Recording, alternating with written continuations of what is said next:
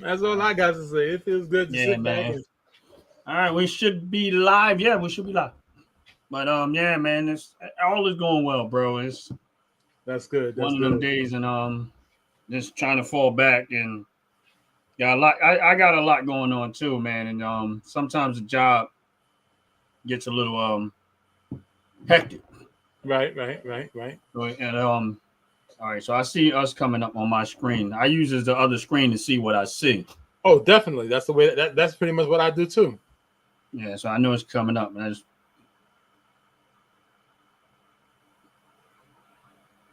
But yeah, he So sometimes it gets a little hectic. Right.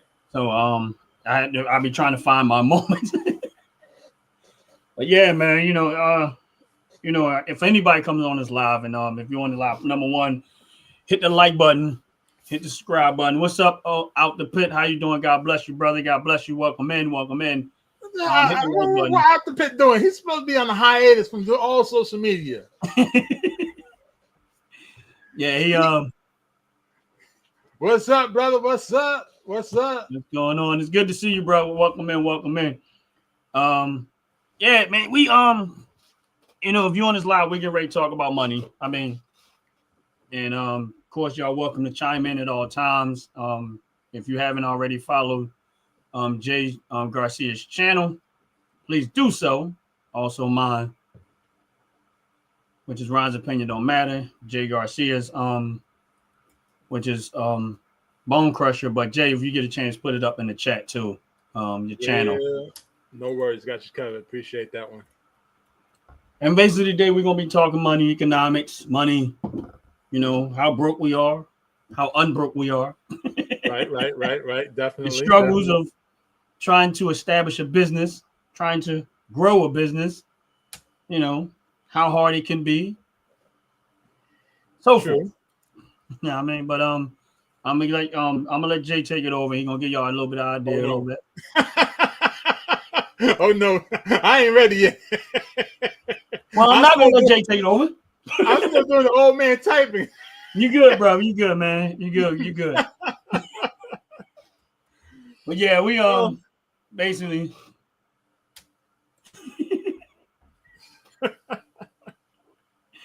Oh man, what's up, Chris? For real, how you doing? God bless you. Welcome in. Welcome in.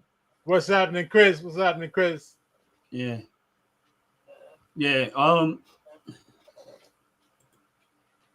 Hold on one second. Out the pit. I mean, I'm missing somebody. Queen Sackcloth, welcome in. God bless you. God bless you. Like again, Jay Garcia, Bone Crush, he put his link in his channel just in case if anybody comes in and they want to follow. I would suggest, I please ask you to follow his channel. Also, some of the people that's already in the live, which is Out the Pit. Queen Sackcloth, if they got a channel, I mean, I know Out the Pit does, so please give them a follow if you haven't already. If you don't know, whatever, these people are supporters of the channel. I also support their channel, and they have great and wonderful content, and I appreciate every last one of them. But this live is just, for the most part, is about, we're going to talk about money. Now, we might get off course, but that's what me and Jay do. We're going to go off course. We're going to go off course. That's what we do. But for the most part, that's what we're going to talk about. And for me personally, and I'm probably giving it a little background for give everybody a little bit of background. Give me a second. I'm trying to square something away. But and also please hit the like button. Please hit the subscribe button for both channels if you're already on them. But a little bit of background is number one, I ain't rich. Just so y'all know, I ain't rich. Yes, two of us. Yeah, doing okay, still trying, still working on things and stuff like that. But I do have a lot of experience, and I have received some success in some things throughout my lifetime. And experience, you don't always have to be rich to have the experience. I mean, but I do have substance behind what I say, for the most part. That don't mean I'm rich, but I do have substance behind what I say, and I have a lot of experience behind my say. And talking to Jay on a personal level, because we've exchanged phone numbers, we've talked on a personal level, and he has a lot of experience too. And it was funny, he brought it up that we have extreme similarities. through our work history, Extreme. business history, yeah, extreme similarities. Work history, business history, places we work, and experience. You know what I mean? And so we can relate with a lot of stuff. He's saying a lot of bad. I doubt that one. You know, yeah, I doubt that one, bro. I can tell you this one ain't. But well, hold on now. Out the pit may be right about something. You know, all black Republicans are rich, I thought, right? Well, guess what? We rich, right? Because what we have to offer is richful, right? And it's not monetarily that we rich, it's knowledge that we are rich with. And that's what makes us powerful, because so many people are afraid of us. Because Right. when we put our thoughts to action, woo, ain't no stopping us. And we're gonna get into some of that too. We're gonna get into some of that. You know, when out the pit said he thought black Republicans are rich, and since he brought that up, I want to touch a little bit on that. Go for it. Of course, when I know he says a little bit of a joke and stuff like that, but sometimes I don't think in the black community we don't realize how marketable we are.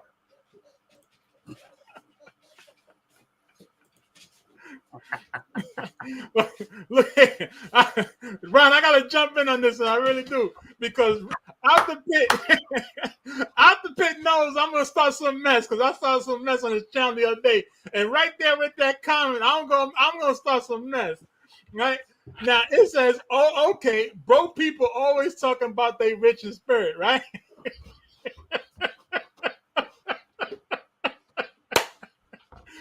That's because the spirit could only afford the grape Kool-Aid. That's why. That's why they rich in spirit, because the spirit is mixed with the old English and the vodka and the grape Kool-Aid. So the spirit is rich. I knew it. I'm only messing with him because I told him that every time I see out the pit doing something, I'm gonna come in with some mess. Oh man, first of all, why it's so funny, because after Jay put up there, that's exactly what hit my head, and I'm like, oh man, that's funny, bro. That is so funny. Oh my goodness, that's funny. And you know, to some extent, and I know he's joking. We get it. No, I'm definitely joking. We don't take nothing personal. We know that it's fun. It's hilarious. It's extremely hilarious. But here's the thing about that is that, you know, you can't, in any world, before you make it, a lot of people are gonna try to fake it, right? Yeah, They're gonna try to fake it. Yeah. Now, faking it till you make it sometimes can actually work to your benefit, because you can sell somebody a lifestyle that you don't actually currently work in. True. If that not be true, a lot of these rappers would not have made the money that they made, because I guarantee you, your first album, you didn't have all that stuff that was in that video. That's right. Right. So to some extent, you know, it's hilarious, but in reality, if you rich in spirit, like kind of Jay said, but if you actually apply that belief long enough in your spirit, and you're putting work behind what you believe, you will begin to manifest the very thing that you believe, because you're putting work behind it. So it's funny, it's hilarious, but there is some, in my opinion, a level of truth to that can actually be beneficial. That's my point. No, you're right, because I've hung out with a lot of artists since back in the day. You know, growing up, I try to play the funk. I try to fit in where I can get in. Right. And it's true, you know, a lot of the stuff, they don't even own a lot of that stuff. A lot of it is borrowed, you know, and it's just to try to make the image for people can actually believe that that's what they're actually all about. But in essence, they really are broke. They broke. And it's not them. It's because they owe so much money out because they borrowed against it, you know. And that's the unfortunate side. And I can tell you, because I've hung out with a lot of people, right? And I put it like this: when I used to hang out with people, the real quick thing, you know, back Jacob the jeweler is a very famous jeweler for a lot of the entertainers in the entertainment business. Now, I had the privilege of meeting Jacob in Manhattan because he was down the block from Radio City Music Hall. Right. And during that time, they had came out with this multicolored watch. And the multicolored watch was like the hottest thing for all rappers and artists in the music industry. Okay. And of course, I couldn't afford them damn watches, but I found out that there was, of course, some particular place across seas that made the same exact one, look exactly the same, had the same weight. What did I do? I went and I bought it. Went and bought it, got all the nice suits, because, you know, if you dress for success is going to follow you. Right. You know? And like you said a moment ago, if you fake the funk good enough, people going to believe you part of it. People going to believe, right. Right? You can So, you know, an illusion is extremely sellable. And here's another funny tidbit. I learned many years ago, 30-second photo is going to make you or break you. Yep. So that 30 seconds that people saw me with the real nice suit, the nice watch, the nice shoes. Now, one thing is for sure, I always wore alligator shoes. Okay? Always wore alligator shoes, always wore nice suits. So I always had that mindset when I was a young kid. Right. If you want to be successful, you have to dress successfully so that people can understand what you're doing and why you're doing and what you're saying is the reason for it. You don't walk, you know, I met Robert De Niro.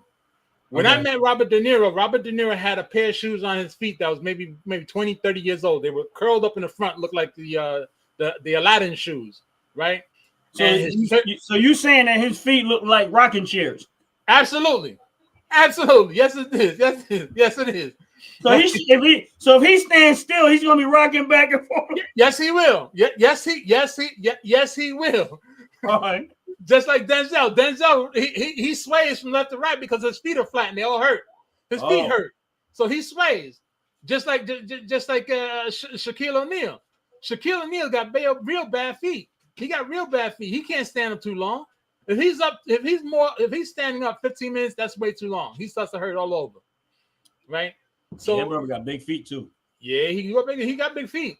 Yeah. So after meeting a lot of these people, I realized that, you know, once you're in it, there's no need to fake the funk anymore. You don't need to be dressed up. You don't need to outshine. Right. Yet before you get into that sunlight or that spotlight, you need to fake the funk. Right. Right. And because what it is that, and what people don't realize how extremely marketable that is. And here's my point to that, to the extent of what you said. If you look at guys like 50 Cent, Jay-Z, and you go back and you look at them when they was rapping and stuff like that, look at how they dressed.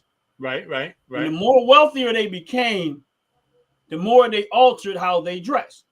True. You don't see Jay-Z walking around with big chains.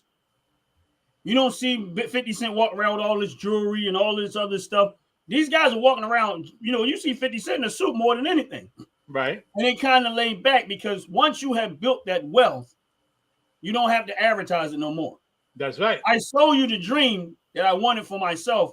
Now I'm not faking it no more. I've actually made it. So no longer I don't have to sell it no more. My name, my brand, my name says it all for me. I don't have to dress that way to show it to you no more. Bill Gates don't dress that way.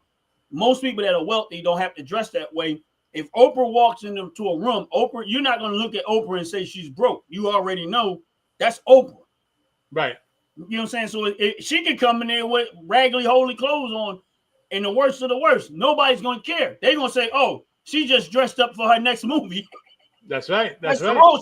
They're going to assume the best. They're not going to assume that Oprah is broke.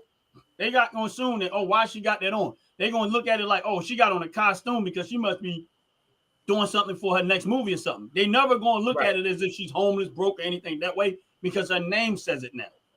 You're right. It's really, you know, it's funny that he brought that up, but in reality, we don't realize how marketable. And here's my point on a personal level. When I started doing contract work, and you know, like I know that contract work is very competitive. Woo, man, is it? It's extremely competitive. And people don't realize if you're a contractor and you're trying to do it the right way, it's extremely competitive. So we were talking a little bit earlier on there, and I was saying that, you know, telling you that I had 2 trucks, right? Right. So when I started my business, and this is a lesson learned for anyone that's maybe starting out in some way case may be, and this is where marketing makes the big difference. So I went and I had 2 trucks at the time. Right. And I had hold on one second. Are you putting up pictures, Jay? I'm sharing pictures with you personally. Okay, all right. And you can decide. You can decide what you want to do with that. I'm not even gonna put you out there like that.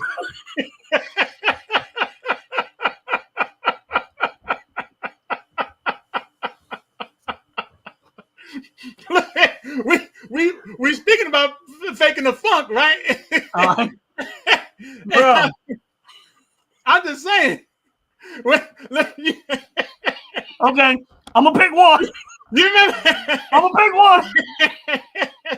You remember when I said, when I speak facts, right? I don't need to shoot out my butthole for nothing. Ladies and gentlemen, and all those that are on YouTube right now, we want to welcome to the stage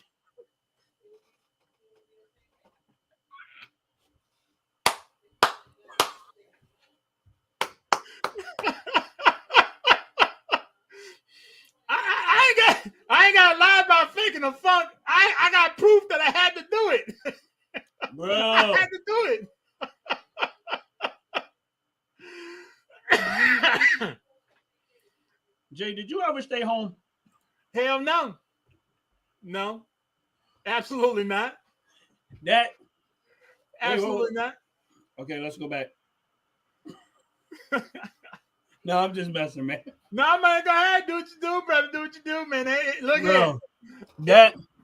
As long as we laugh, that's more pleasurable than anything. Because that means tomorrow is going to be an easier day to deal with because there's less stress in the body. Right. So let's laugh all day long. We're like, listen, I said it from the beginning. I say it again. The Fantastic Show on my channel is because I'm going to make myself a clown and I'm going to make as many people I can laugh because at the end of the day, you may not like my content, but I'm sure going to help make you laugh and you're going to feel better the next day. Bro, let me be honest with you.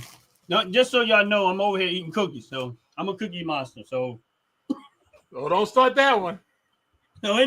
So anyway, back to what I was saying about that.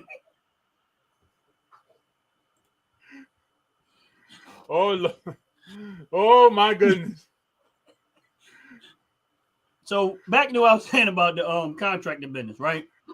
I had a group of guys that was working for me, and I had to explain to them that, this is a competitive business. So I had 2 trucks, right? And my company colors at the time was red and black, right? So I used to have a black truck, and it had red lettering, and I had a red truck that had black lettering. So all of my uniforms were black and red. Some of them had black shirts and red shirts. Some of them had red shirts and black shirts. And this is what I talk about when we worked at Home Depot, and we was they were talking about how people remember color. Right. Home Depot, when you see orange, you're gonna think Home Depot, and it's psychological. Right. So me knowing that it was a competitive world, I'm a beginner in this, trying to make it bigger, trying to get compete, whatever.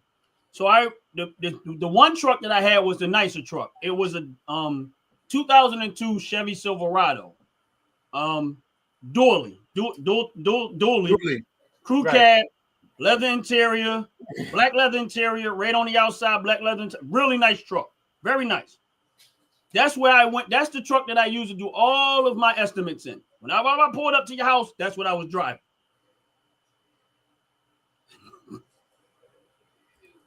So whenever I pulled up to your house, that's what I was driving.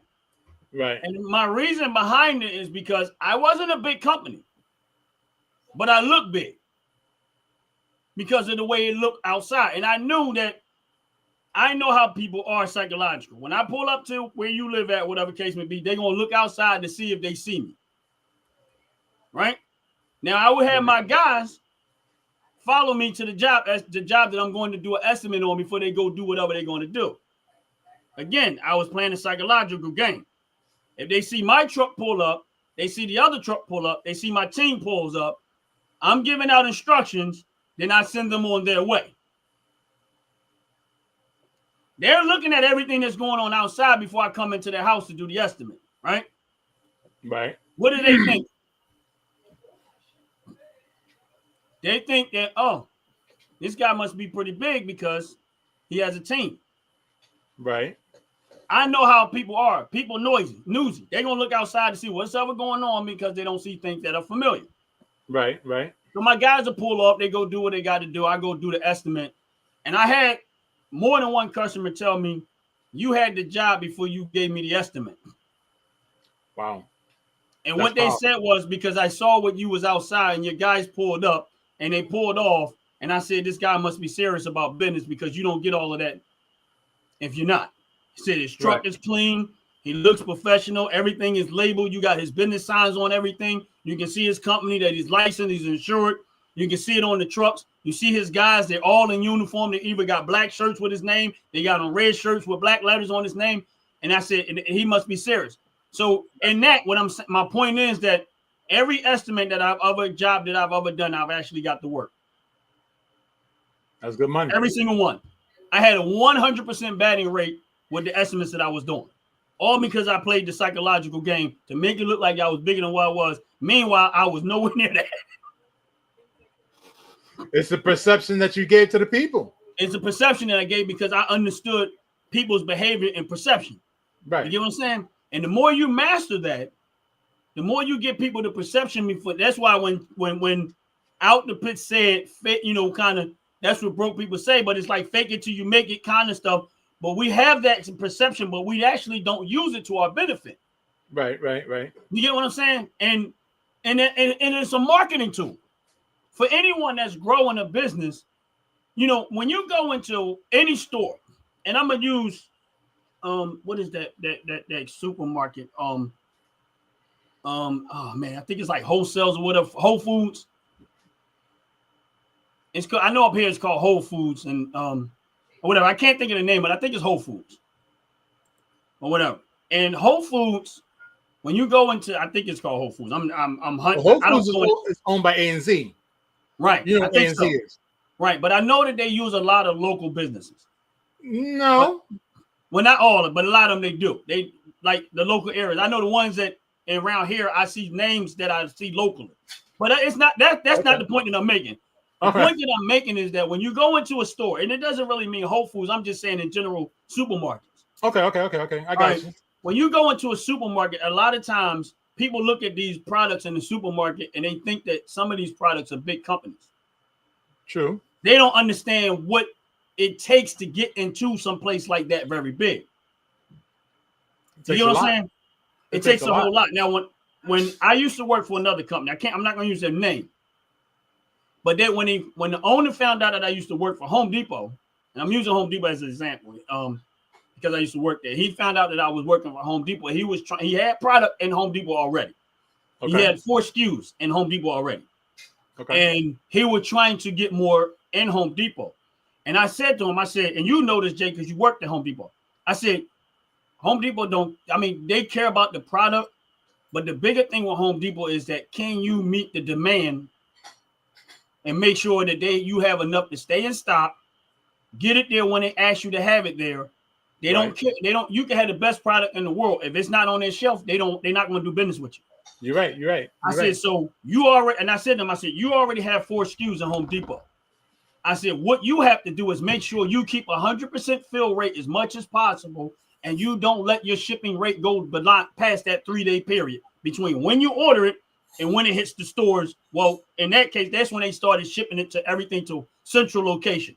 So we had to have it already on the truck on its way to the central location, in that 3-day period. Oh, damn. He used to work at Home Depot too. So he know what I'm talking about. Oh, damn. So he know what I'm talking about. We got a trifecta going on here with the Depot clan. Yeah, we're going to have to get Out the Pit in here one day, man, for real. Oh, but my gosh.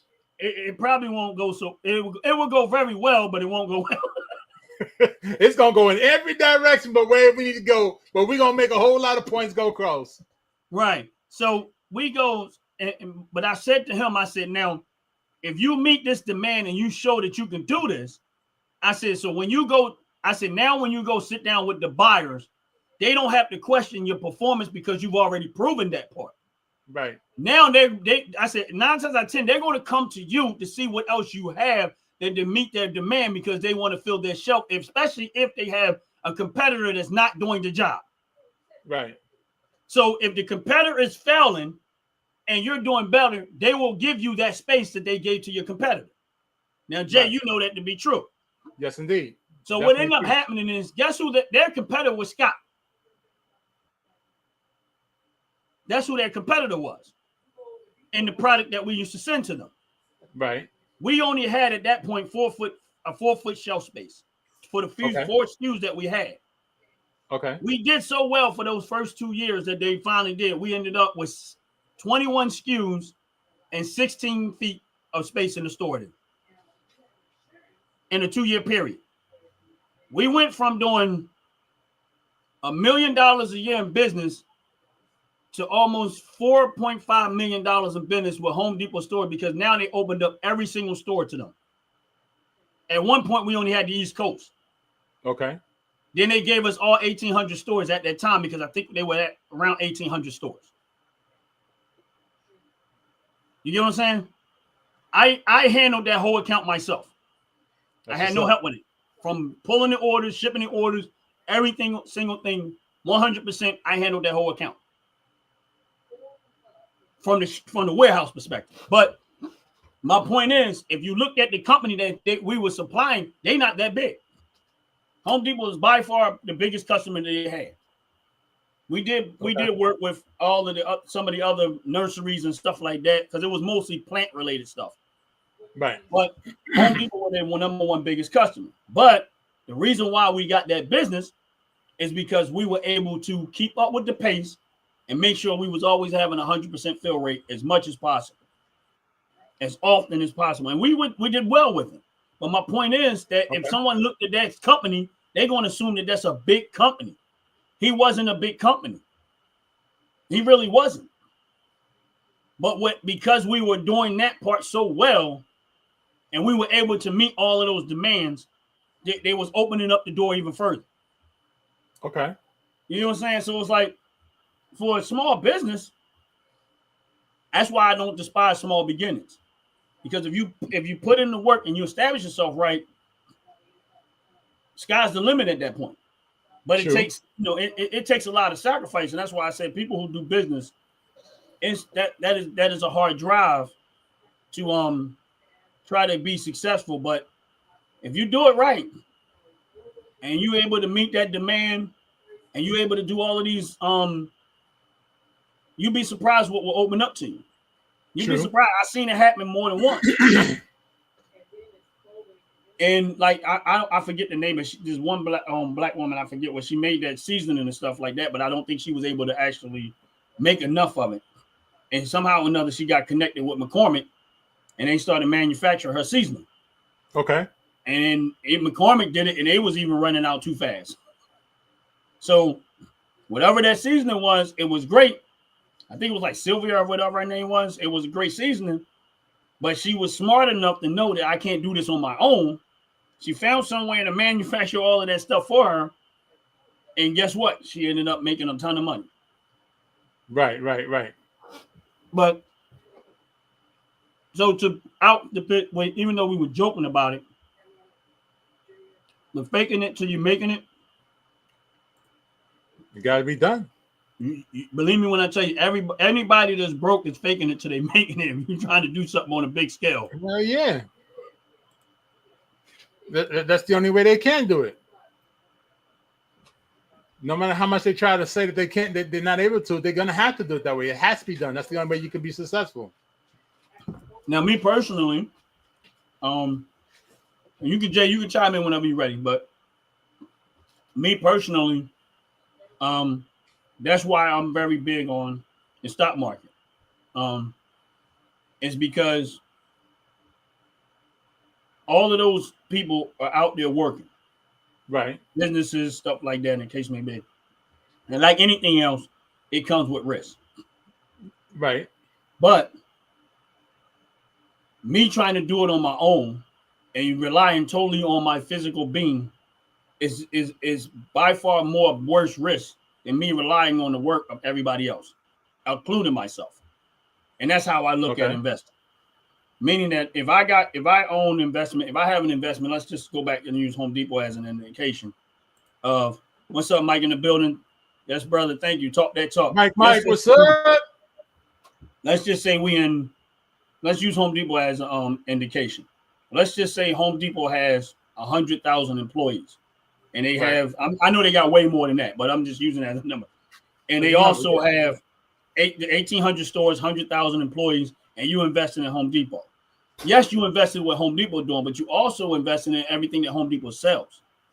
You're also investing in all Home Depot's employees and how their whole operation that's going on. You a shareholder of that because you invested in the company as a shareholder. You know what I'm saying? So there's a whole lot of pieces of that has to fail for that company to fail. Yeah, that's the point I'm making. There's a whole lot that had to go wrong at this point because they're a multi-billion-dollar company.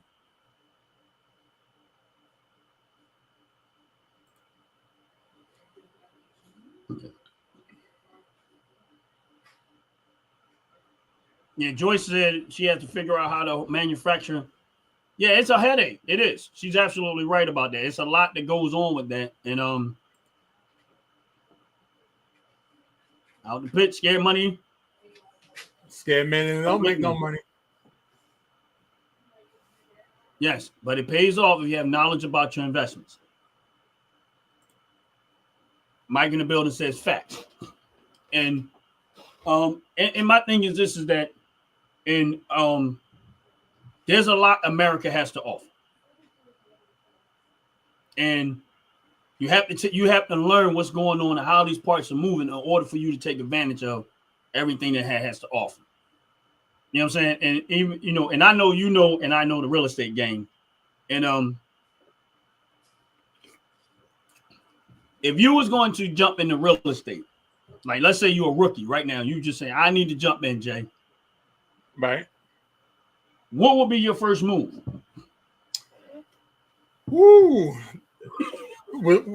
That's a tricky question because first of all, if you don't have the capital, that's the first thing you got to do. You got to make sure you have the money to start you up. Right. Right. And if you don't have the money to start you up, guess what? You're really not able to start anything because now you're getting hesitant of what you can do, because then then in your mind, you want to have all these things, but you don't have the capital. So you got to really figure out what you got to do first. And in all honesty, the first thing you have to do is make sure that your company's name is listed, because no matter where you at, somebody's going to look for a handout. It's either some type of councilman, some type of politician, some type of city ordinance. They're going to want some money out of you. So before you even start about thinking about those stuff, you should make sure the very first thing you do is get your name listed with your ETIN number, right? That's a free concept because you don't have to pay to get that TIN number. So if you don't have a TIN number and you don't have your business registered, everything else that you do becomes useless because all you're doing is dumping more money into things that you really don't even need. Because I can tell you right now from experience, even as of right now, we still get a whole bunch of junk mail from a whole bunch of companies saying that by law you have to do this, by law you have to do that. You need to reach out to us and pay for this in order for you to keep your business up and running. And that's where you're wrong, because as long as it's registered in the state that you're operating in and you have your federal tax ID number, if it ain't coming from the federal government and it ain't coming from the state office, nothing else matters. So your paperwork has to be on point first. After you get your paperwork together, everything else starts to roll into play. Because then, of course, you say, okay, I only have this amount of money. I'm gonna work on this. Like, for example, with me, when I had my grocery store, I was actually trying to find the pictures while we were talking, trying to find the pictures. When I started my grocery store / restaurant, everybody thought I was crazy. They said, Jay, you're doing the wrong thing. I said, first of all, every Dominican has to have a grocery store. That's first and foremost. So I got to live up to my stereotype. I got to get a grocery store and I got to get a restaurant. So that's first and foremost. So whatever you're talking about, I don't care. Right? So I went, back then I had some money, right? Because of course all the things, all the ventures I was involved in, and I went and put my grocery store together. Now, mind you, my grocery store had 6 windows, and it was empty when I got it. Okay. Empty. So of course the first thing that I had to do, I had to get the state involved, and then I had to get the federal government involved, so that they know exactly what I'm doing. What's going on, Brian? What's going on, brother? Welcome in, man. All right. How you doing, brother, man? Hopefully all is well with you, man. Yeah, I ain't seen him in a minute. Sometimes I hit his channel up, but yeah, that's a brother. If you on this live, please give my brother a follow, man. If you can, bro, put your link to your channel in the box. I appreciate it. In the chat, you can put it in the chat, bro. But it's good to see you. But yeah, go ahead, Jay. Finish off, bro. I don't want to cut you off too long, but I just haven't seen him on the live. You're good. Trust me, you're good. So a lot of times what tends to happen is if you don't have your paperwork in order, nothing that you're trying to do is going to work. I can tell you that right now. One of the biggest things that was beneficial to me when I had my grocery store / restaurant, the biggest thing that everybody was upset was they were like, well, how is it possible that you can have this tiny grocery store with this tiny ass little restaurant and you making just as much money as the other grocery store up the block? The first thing I said to myself, because one thing is this: if you're honest about what you're doing, you don't have to worry about what anybody else is doing. Right. Because what you do is what you do. It's the same thing like a relationship. When you get involved in a relationship with a man, woman, again, I'm not disrespecting anybody. Whatever you do is you do. Right. The minute you do that, it's the same thing. You get involved with the person. You want certain things to happen, and you're gonna find a way to make it happen. But you're the only one that knows what's gonna work and what's not gonna work. Right. So it's the same concept. So a lot of times, people got to understand that, when you get into a business, you got to understand that your business is the way you operate it, not by how everybody else operates it. So your ideas have to be your ideas. Right. And you got to stick to your ideas. If you do anything other than that, you got a problem. You're going to lose out. You know, that's just the way it is. And the unfortunate thing is that, hold on, I think yeah.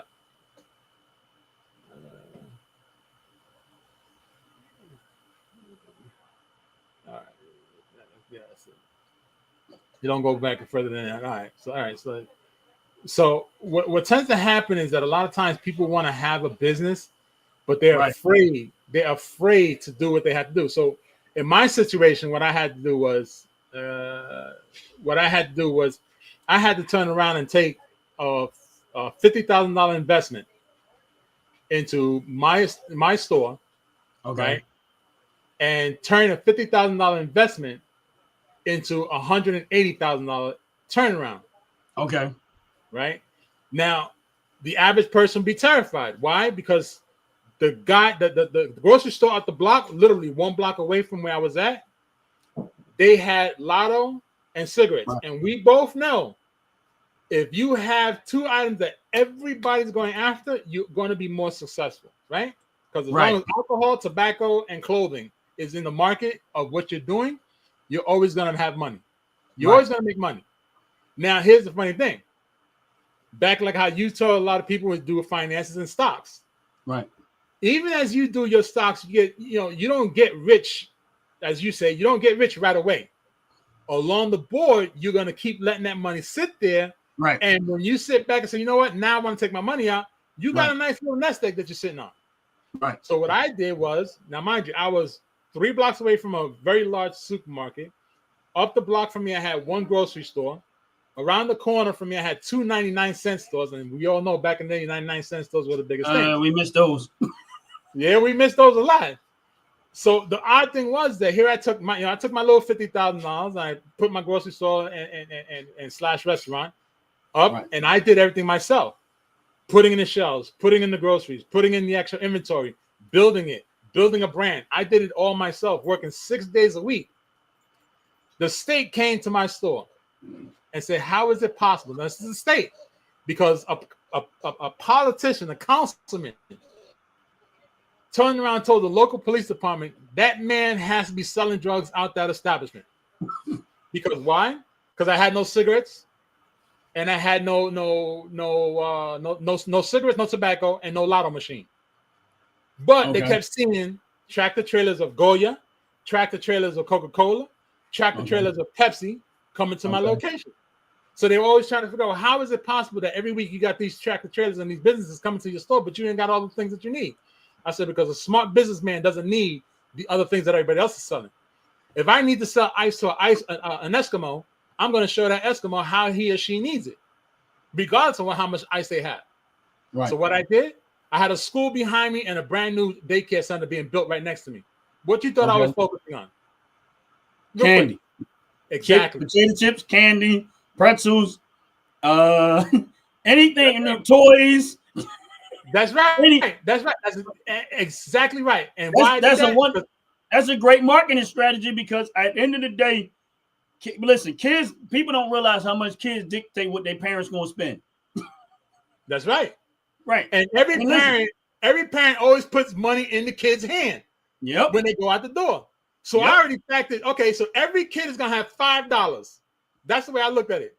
The kids around the school, they're going to have $5 in their pockets. When they come out of school, they're going to want candy. They're going to want soda pops. They're going to want juices. Okay, I'm going to give them what they're looking for. Why? And that's how I made my money. So everybody try to figure out, how is it possible that I was able to be successful at my location when I only had things for kids? Guess what else I put inside the store? I put a PlayStation and I put a Nintendo inside the store. Oh, and you know what? They thought I was in a daycare center. Bro. Why? Because I knew what the kids were looking for. They couldn't wait to get out of school.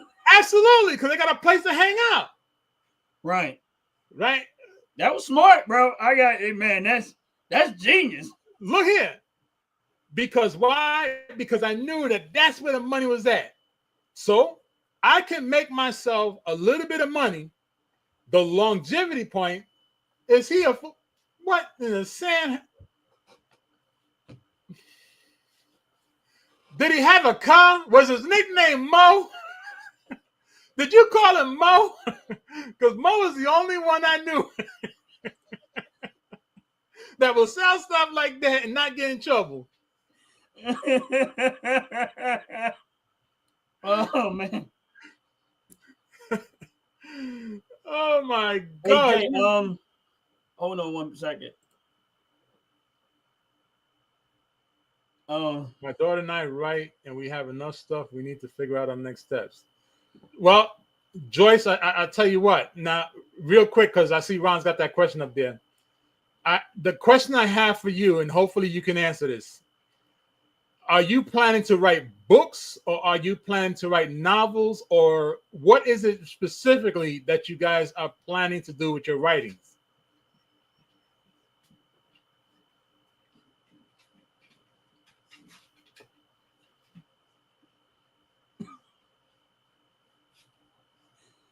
Queen Sackcloth is right. Make it a hangout spot. You're absolutely right. I made my shop a hangout spot. Yeah, the Alex wasn't hanging around because they didn't have to worry about the guys or the people looking at them kind of funny, the PDFs. We didn't have to worry about none of that. I think that has another part of it too, is that most of the kids that hang out in your place probably felt they were safe too, because I'm quite sure that if their parents wanted to know where they at, they down there at J store. That, you know what? You are absolutely right, Ron. You know where they at? They're down there at J store. Novels, and we're working on a video game. Okay. Jay had an unofficial daycare. I did, and I was getting paid by the kids who attended. I kid you not. I did, and I was happy about it. I was really happy about it because you know what? Because what a lot of people don't realize is when them kids were having that money was going into my pocket. And it was making my place successful. So if your parent came to buy the milk and eggs because they forgot to pick it up at the supermarket because they live upstairs, right, or the next building over, all right, so you give me your $5 and I'm take $10 out of your mama's pocket. And then tomorrow when you come back to the store, I get another $5 out of you. You know, it's like a nickel every day. A nickel adds up. Well, you know, that's what people don't realize is that there's two ways you can operate a business. You can worry about large profit, or you can make your business off of extreme volume. Right. And if you notice something about the stock market, it don't talk about money a lot. It talks about volume. Even when we worked at Home Depot, the volume of business mattered more than the higher profit. Walmart runs off the same concept. Walmart runs off the same concept of, and McDonald's, and a lot of those run off of that same concept of a lot of volume. You get what I'm saying? Right. Car washes are designed the same way. Like if you drive through a car wash, it's designed to get in a way to have quick volume. People in and out, in and out, in and out, in and out, in and out, in and out, in and out, in and out. Because they might not make a lot of profit off of it, but because it's so much volume coming through there, that makes up the difference of how much money you make. Yeah, I might only make $1 off of, I might only make 15 cents off of a candy bar profit-wise. Right. But I sold 100 candy bars in a week as opposed to making $1 off of the candy bar, but I only sold 2. Right. That is the difference. And sometimes people don't pay that no attention. If I can go through 100 candy, right, I can make more profit because I done sold 100 candy bars as opposed to sitting on 2 of them and I only sell 2 in a week. And then I didn't even sell the other one because it done went bad because it's spoiled. So you got to find that real great balance of sometimes don't charge too much if you want to get it in and out. Well, Ron, I'll tell you something funny that a lot of people don't know.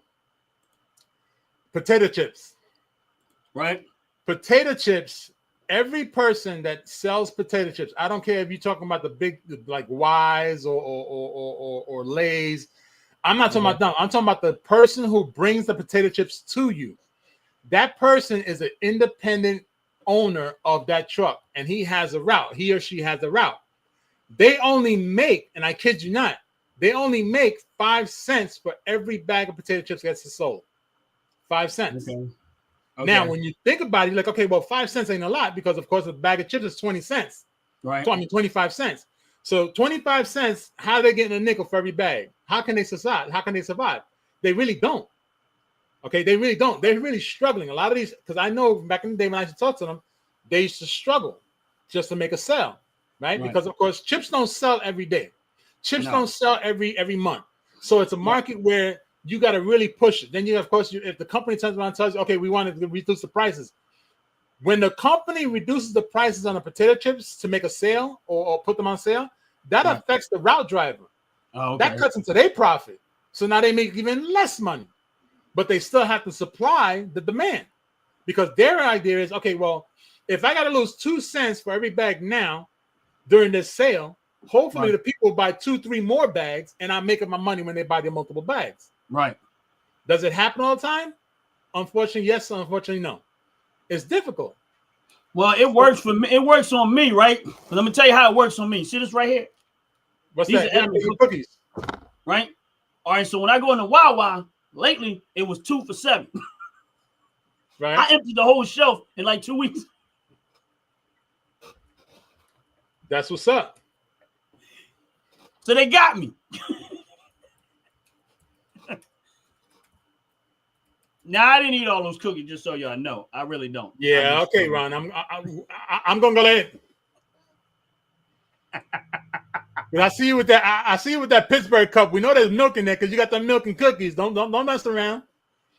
You got the milk and cookies thing going. Him downstairs. That's He's right. That's right. And we both know you downstairs. Come on now. Come on now. You downstairs in the basement in the man cave. Come on now. Yeah. I ain't allowed to be nowhere else in the house. Go to your room. But it's messed up. You know, it's messed up when you're trying to be a business owner and you got all these strings attached to you on what you can do.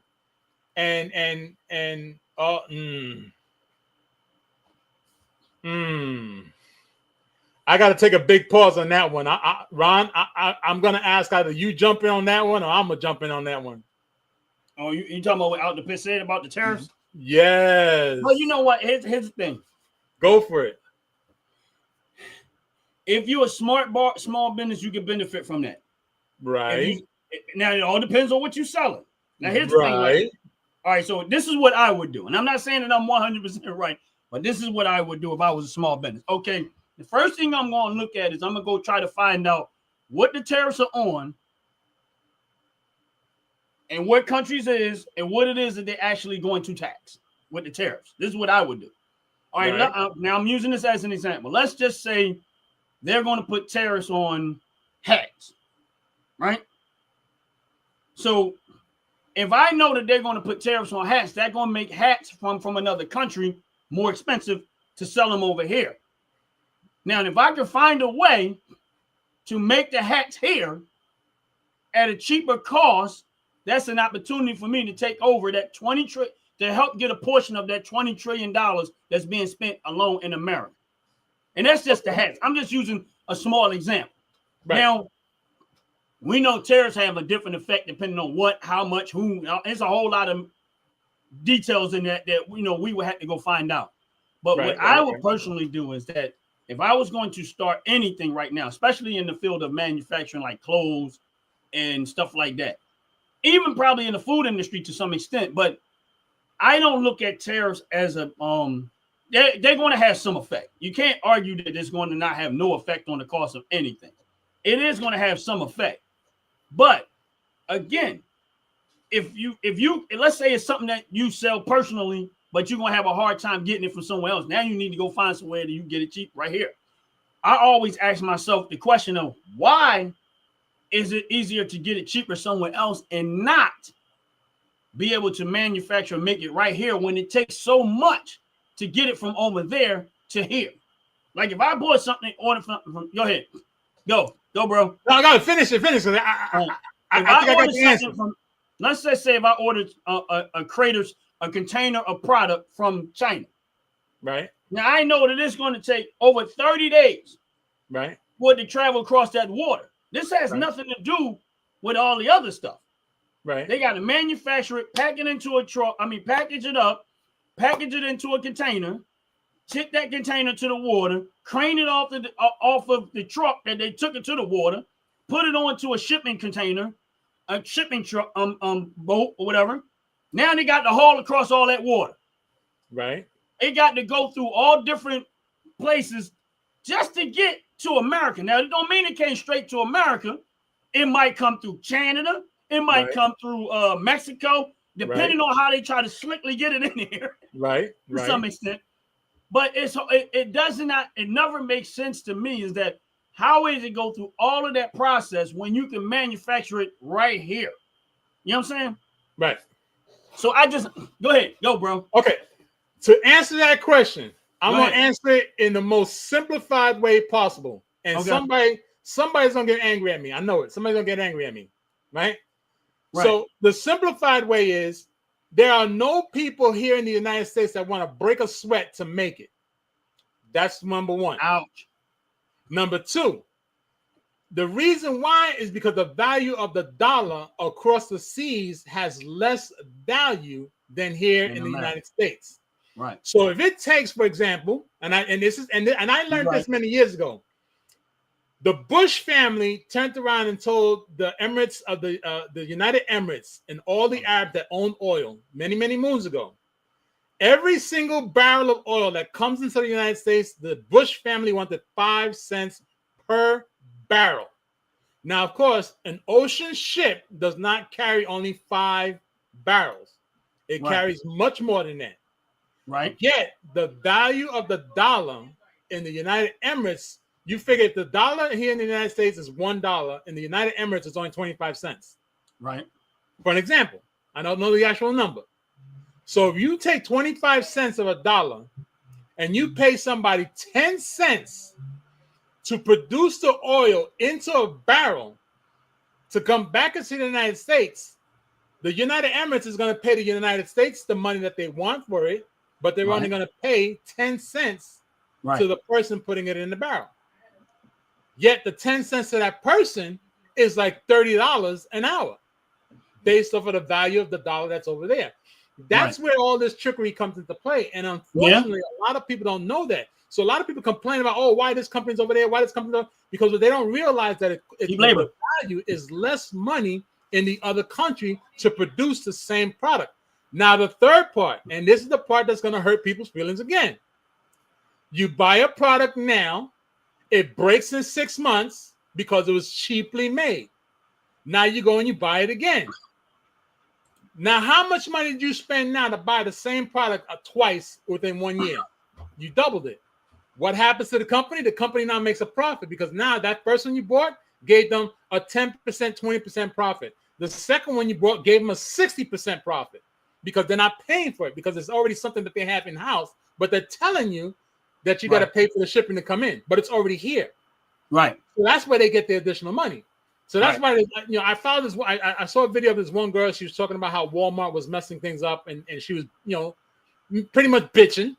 I'm gonna say it like that. She was bitching. So I got on social media and I said the same thing. I called her out. She never got back to me because, of course, she knew what I was saying was true. Don't bitch about something that's not happening in the United States unless you're gonna fix what's happening in the United States first. Exactly. Don't bitch about it. You're absolutely right. You're absolutely right. Here's the thing. We used to go. The company I used to work for, they would go over to China and get stuff made, like literally. Well, it was a competitor. When he first started, he went to India, but he couldn't get them to do it at the number that he wanted to do. So he flew from India to China. Right. China said, okay, give us a little bit of time and we'll get back to you to make the product that he wanted made the way he wanted it. He already had it designed out. He already had a prototype. He just needed them to manufacture. Right. So he went one place and they couldn't do it for him. So he went to China, right? China said, okay, we can do it. Now, China did it so cheap that it was like, so he comes back, he flies back over. Now, he took a team. I wasn't involved in this, but he came back, he took a team and said, okay, we got China to do the stuff. Now, in my mind, I'm like, wait a minute. He went to three, and it was another place he went, but he ended up back at China because China did make a lot of his stuff. So he goes back, he comes back, and we have a meeting, right? And he's showing us videos of China manufacturing that particular product. Because now we're dealing with the fact that, number one, we got to get it into the warehouse because we're going to have to make room for this new product. So that's why me and my buddy, we were the ones running most of the warehouse. So we're there. And then we were also, because this product was going to go into Home Depot's store, I had to be there also. Right. Because I handled the Home Depot account. And this is one of the things that they picked up and they was going to actually do it, use it. So we're sitting there and I'm watching these people make this stuff in China on video. And all I kept saying to myself was I was getting so agitated. Because all I'm saying to myself, that's all they doing to make that? Disgusting. And I'm like, you mean to tell me you can't find nobody in America to make this simple thing? They just didn't want to. They didn't want to. Because I'm like, in my mind, I was like, man, I need to go get me a warehouse and open up my manufacturing. I'll make this stuff right here because it ain't even that complicated. When I say they literally had 15 people making the same thing for product that was going to go into 1,800 Home Depot stores. You get what I'm saying here? Yeah. They are sitting around a table. It's not like it's some fancy place. They are sitting around this stupid table and making this stuff. I don't see no fancy equipment. I don't see no high-powered machinery. I don't see nothing. Right. These people are doing this stuff literally by hand, and they doing what needs to be done to make this stuff the way they wanted to make it. And I'm sitting there and saying to myself, it's like, oh my goodness. You mean to tell me there is no Americans that can make this? You gotta be out of my. This don't even make sense to me. But now, again, what I realized, and this is just me personally, and we're not gonna get into the political aspect of it because we're gonna try to keep it business as much as possible. But then I realized at that point, I said, why are they so hell bent on making everybody in America a consumer with a consumer mindset? Because that's people truly, unfortunately, many people in the United States do not want to do the hard work to be successful. And they don't realize that's the key point. They don't want to. They don't want to. I said that again. I speak facts, and a lot of people don't like it because it sounds like gibberish, yet it's facts. I sat down with councilmen in the city I used to live in back up north, over in Jersey, and we put together a program. Right, bro. Now, out the pitch saying he had to roll out. All right, bro. We holler, man. Take care, man. Always a pleasure. Always a pleasure. And we put a program together where women, single women that had children, could come into a community college, right? Take a course on how to be self-sufficient. We provided daycare inside the college so they can bring the kids to the college, keep the kids downstairs, sit in the classroom for 1 hour for 4 days a week. On top of that, we collaborated with a local nonprofit agency that will give them a stipend to supplement their time there. And I tell you like this, no joke, there was only 10 women who decided to sign up for a program in a city that had over 20,000 people living there. Wow. If people just don't want to do it. They don't want. They don't want to work at it. It's just like right now, I was watching a TikTok video just the other day about how people are complaining about Section 8, that now Section 8 is going away. Well, about fucking time. I said about freaking time. Because in essence, hell, I couldn't get it. And I'm technically doctor-wise, okay, medically signed, sealed, I'm disabled. They told me I couldn't get it. Right? So, okay, I'm tired of sending my tax dollars over to somebody that pays only $10,000 a month in rent and drives around an $80,000 car. I'm just saying. My thing is this, is that, and I'm not saying everybody that's on those programs are doing that, but there's a big chunk of people. 99%. I said it. 99%. Right. There's a big chunk of those people that are doing that. And now here's the thing. Like Joyce, we back to the conversation she had. She said, you're talking about city folks. For the most part, she's probably right. It's mostly people in the city that don't want to do these type of jobs. Because here's the thing, and this is just a thought of mine. It's like, let's look at farming, right? Most of our food comes from farms, right? Right. All of our food that we get in the beginning stages of it comes from farming, some type of farming. Right. All right. So this is just a thought of mine. I'm like, well, what happens if the farmers decide they don't want to sell to the city no more? Oh, I got you covered. I got you covered on that one. Ron, I keep saying, Ron, you and I, you're going to cause some trouble now, Ron. I keep trying to tell you, you got too many things. Here's the thing. I make the argument is that, in order to have a say so, you have to have an investment interest to have some say so. My point to that is that when we were talking on another live that we were doing, and we were talking about water, and I said to you that I had money invested in water, right? Water companies that make, that manufacture. So sometimes people don't understand why you get charged for water. It's not just about the water. It's about how the water gets to your house. You know what I'm saying? They got pumps and, refineries, and they do all of this stuff, cleaning the water and stuff like that. So there's a little more to getting water to your house than just, oh, you got water to your house. Right. But you're paying for the convenience of it being to your house. You know what I'm saying? The fact that you can turn that faucet on and water comes out is what, for the most part, is what you're paying. That's why, you have what they call a supply charge or whatever, because they're supplying you with water or whatever case may be. And then they try to charge you for the sewage too, but I don't get that part. But when I realized that, I went invested into companies that supply people with water. Why? Because I knew people were going to people by and large. And here's the thing we got to understand. The more things come convenient, the more people willing to pay for it, the more lazy it's going to make it. Uber, if everybody was to decide to walk, you wouldn't need so much of Uber. Woo. If everybody grew their own food, you wouldn't need other farmers so much to grow your food. Don't get me started on growing their own food now. You know what I'm saying? If people went to fixing their own cars, you won't need so many mechanics. So when people start complaining about why things are so expensive, what you're paying for is for someone else to do what you don't want to do.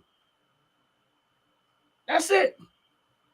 And in America, if we don't want to manufacture it and another country wants to and willing to, whether we charge them tariffs or not, they're still going to dictate what we pay for it. That's right.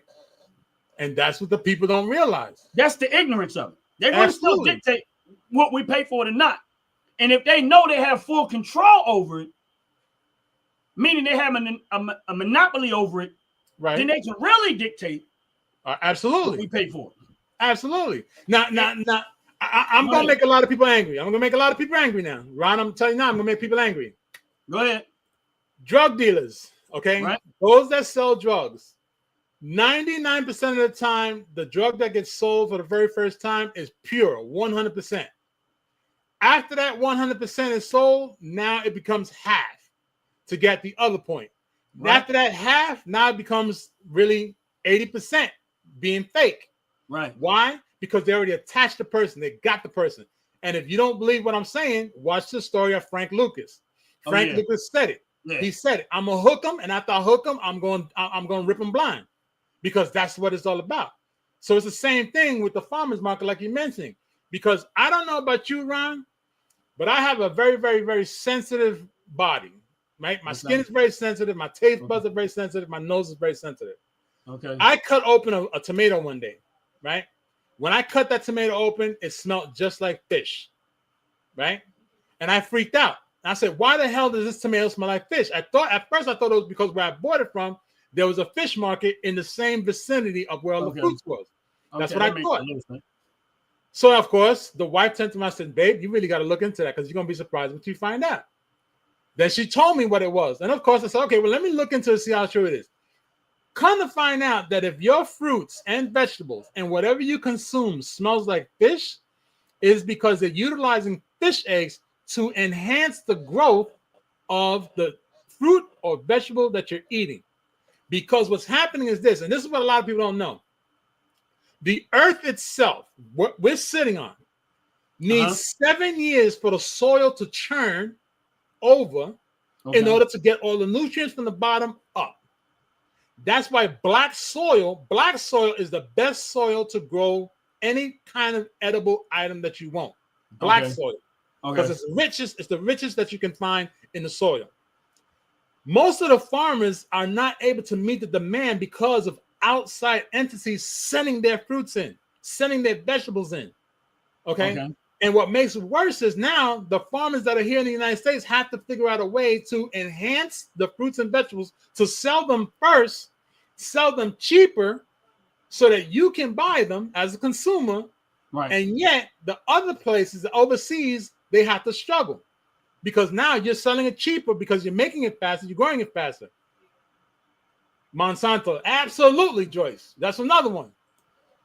You know, and like Top to Bottom said, there is a book about it. Absolutely, they write about that. She's absolutely right about it. There's a book about it, and it's terrible. So because now these guys are doing something fishy.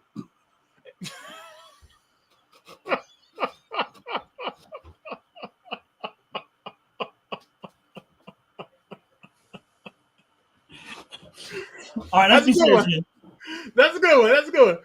And it's true. You know, if nobody you know, they say you learn something every day, and I'm learning right now because I've never heard. Ron, can I get a minute and a half to show you something and show your viewers something? Go ahead. I want to show you that. I want to show you this. Right, and I had mentioned this a few episodes ago, a few collaborations we did some time ago, right? And you got to put it up for me. All right, it's up. You see it? I see it. You see that title?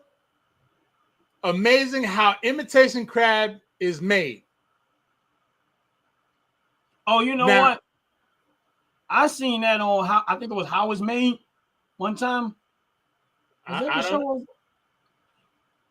what that show was, but when I seen this, I said, man, all these people running out crazy buying this crab legs and to find out what's actually in it is disgusting. Yes. Disgusting.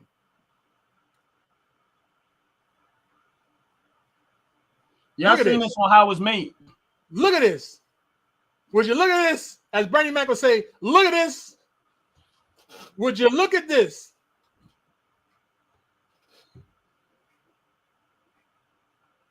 Look at this. And this is what people go ape shit over.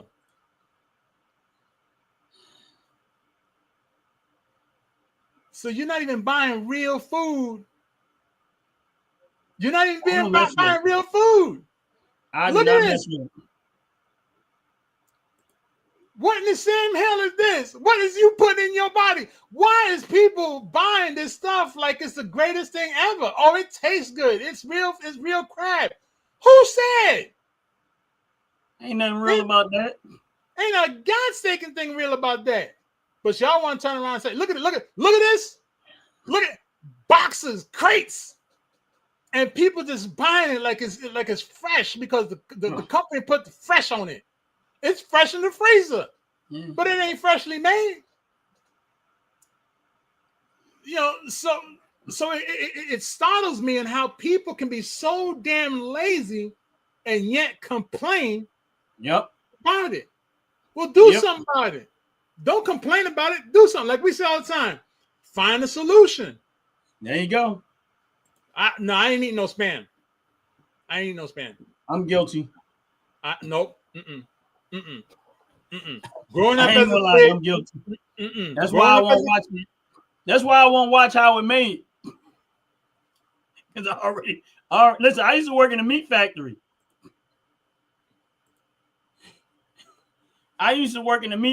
Jay. And man. Look at, as a kid growing up, my mama, back at the time, my mother turned around and said, if you don't eat it, you don't eat for the night. I say, okay, take the plate.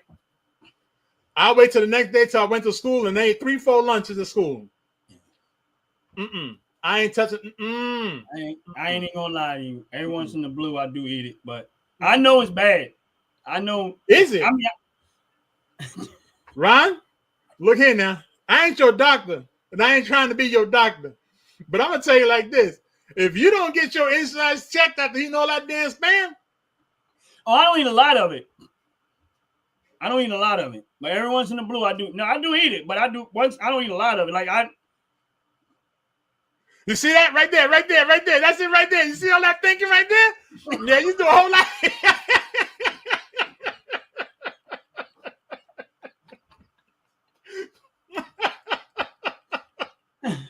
I'm gonna say maybe honestly I don't eat a lot of it. But every once in a while I will go get me a can, and I will eat it. But it's not something that I eat on a regular. It really isn't something I eat on a regular basis. But I'm gonna say this. I'm looking at it from a year basis. I probably have eaten spam maybe 2-3 times out of a year. That ain't too bad. But I still eat it. That's what I'm saying. I eat it. But it's not like I go to the supermarket. Every time I go to the supermarket, I'm looking for some spam on the shelf and eat the spam. Now, there was a time in my life where that was part of my grocery list, but that was a long time ago. Your offshore and last lifestyle.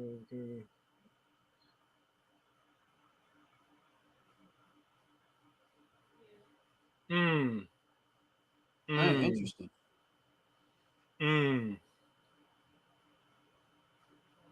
Yeah, you know, I mean, I know we talk about spam,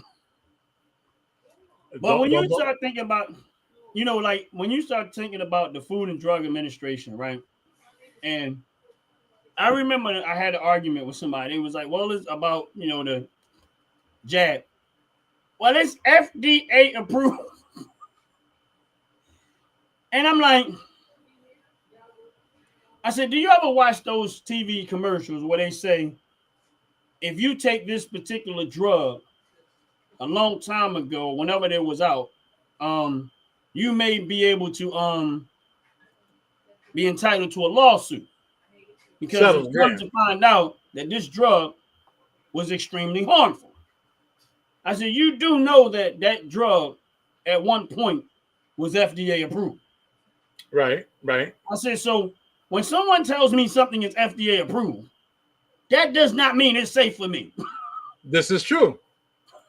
It just means that at that time, somebody paid enough money to get it passed because they kept it right under the border of being harmful when they presented it. And then after they presented it, that's when everything else went into place so they can maximize their actual profit. Right. Because what they don't realize is that, and this is the illusion, is that the government is at all of these facilities every day, all day, 24 hours a day, monitoring the safety of this product. No, they're not. They're not. Right. So, and you got to look at it like, let's say you work at a job where they come in, they audit, let's say once every year, every 2 years. Right. When they know that they come in to audit, what do you see the job do? They put everything, they get everything ready. Yep. Soon as that audit is over, what they say? Go right back to normal. That's right. So if you think that the food companies and these people that are making this stuff is following the law, you got to be out of your mind. At the end of the day, you taking a risk at anything you eat, buy, whatever the case may be. Now, there are some people that consciously, business-wise, won't do that. Consciously. That's just their conscience.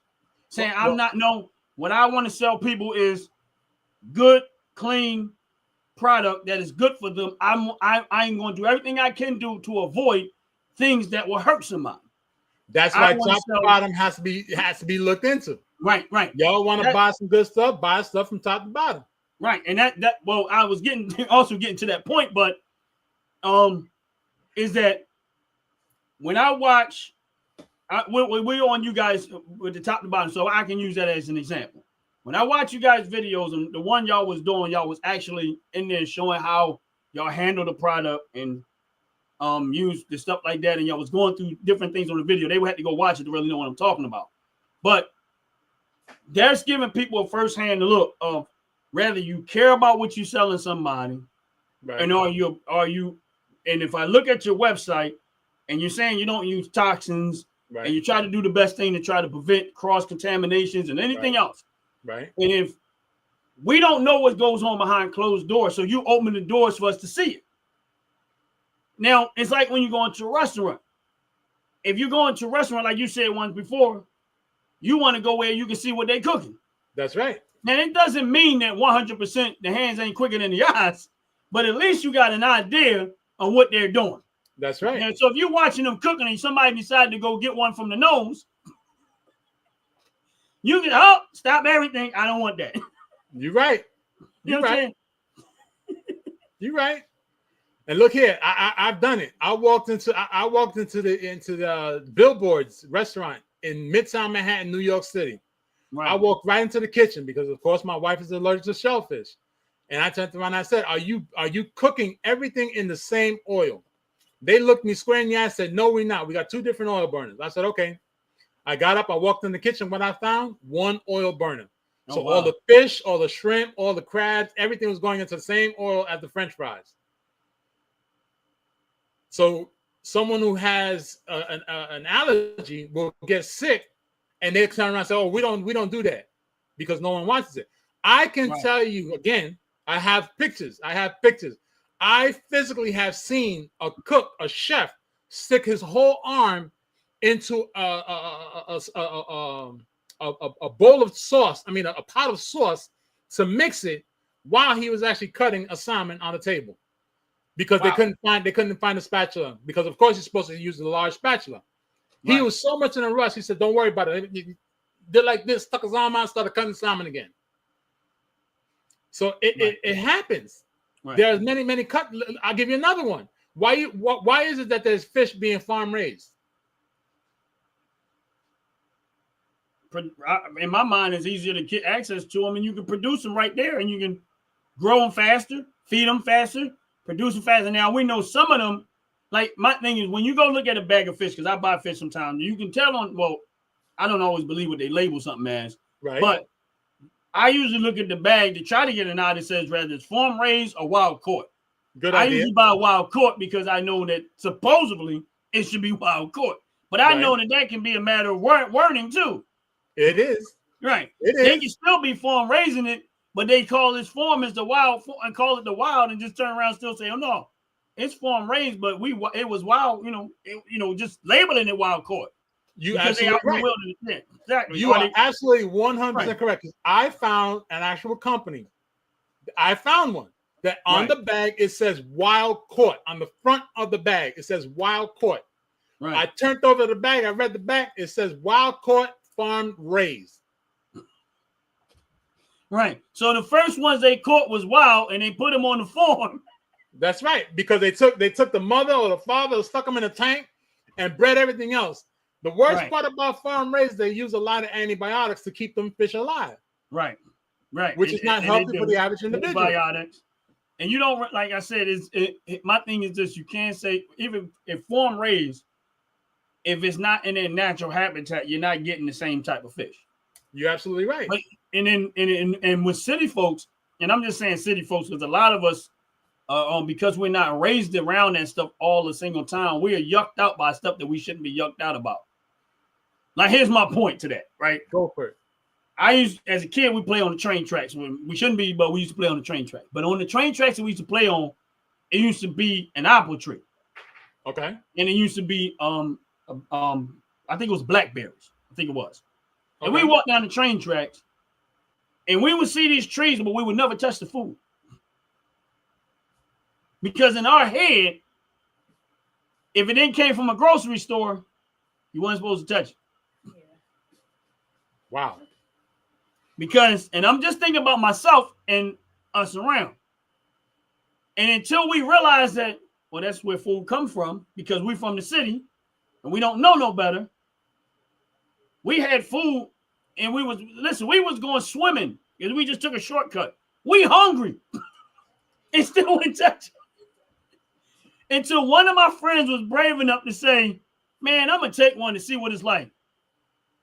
And it was an apple. He took the apple off the tree. We walking down the train tracks. He bites the apple. Well, he kind of wiped it off on his shirt first, but that's about the best he could do. Right. And he starts eating this apple, right? He's not saying anything. We're still walking. He's like, still eating apple. So eventually we're like, man, why you ain't saying nothing? He's like, man, this apple good as I don't know what. Now we had to run back and go back and get some apples because he ain't telling us nothing because he enjoying it. Right, He's just quietly enjoying it. He's like, man, I ain't telling them nothing because now they're going to go back there and try to get the apples. Now when we come, I'm going to have an apple to myself every time. Right. But, that to the point of that, like, I want to get back, before we get a little bit too far, I want to come back to the finances. We're going to tie all this together.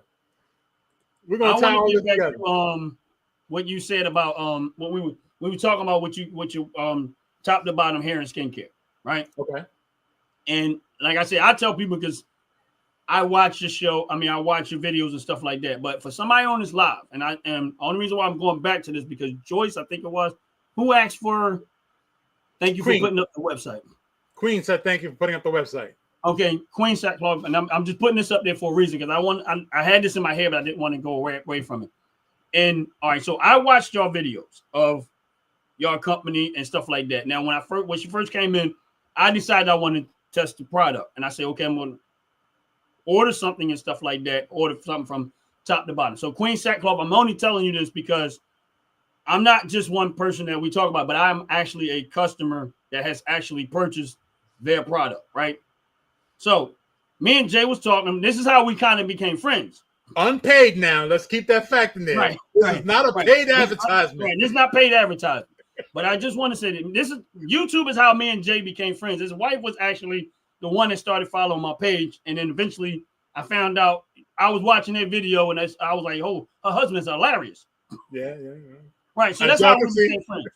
And we became friends on YouTube through that situation. But I actually purchased the product from them. And I said, well, I had something I wanted. I said, well, let me just try what they is. It seemed like they make good product or whatever case me. So I ordered a couple of things and I got the hair stuff. for my hair. And let me see. I wrote this down because I needed to remember what the heck I bought. You got a hair butter. The hair butter. Mm-hmm. And because I had the itching problem.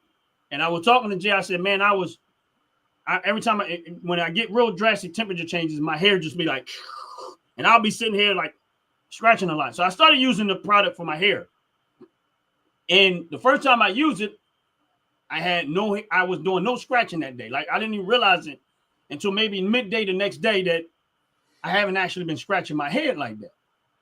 So eventually me and him, after a while, me and him was talking about it. And I said, when I used it, I said it had a weird feeling because when I put it in my hair, it broke down real fast and it went straight to my scalp like it knew where it was supposed to go. I'm trying to explain it how I explain it. I'm not giving you no scientific stuff. I'm giving you how I explain it. I said, I put it in my hair. It broke down real fast and it went right to my scalp. And I said, it was a weird feeling. I said, I'm not saying a bad feeling, it was just kind of weird. So, and then I realized that it was actually, I wasn't scratching and itching my hair nowhere. When I say it was like 98% gone. You know what I'm saying? So when I say, for people that don't know, number one, they make their product. They show you what they make, and they actually so you kind of get an inside of what they do. Now, I bought the product before I seen all of that part. Now, since then, just so y'all know, because I'm going to tell y'all what I'm saying. Since then, I have purchased 6 different items. And I'm not lying. Jay didn't even know I was going to start talking this way, but I just want because I heard sure because she asked for the website. I want to give her an indication of what I was experiencing when I bought the first thing from them. But then I got the butter, the cocoa butter, right? Buttercream, whatever for your skin. Now I didn't have no skin issues, but I just wanted to try it.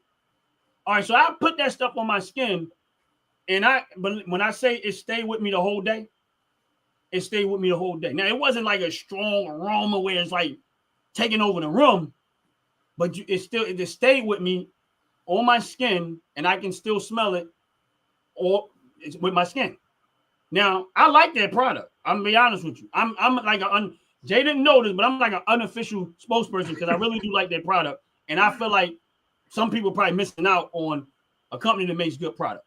And that's just real. So I can't say that it's gonna work for everybody, but for me personally, I done went from 1 to 2 things, and now in my house we have 6 different items. Well, actually, technically it's 7, but one of them was a free gift because we've been purchasing over and over. So if you're considering looking at their website, and if you're considering purchasing anything and stuff like that, I would say probably give them a try, because what I do appreciate about them is that I was able to talk to him, kind of get an idea, and I explained to him what was going on. He didn't know it. I just told him, like, this is what happened.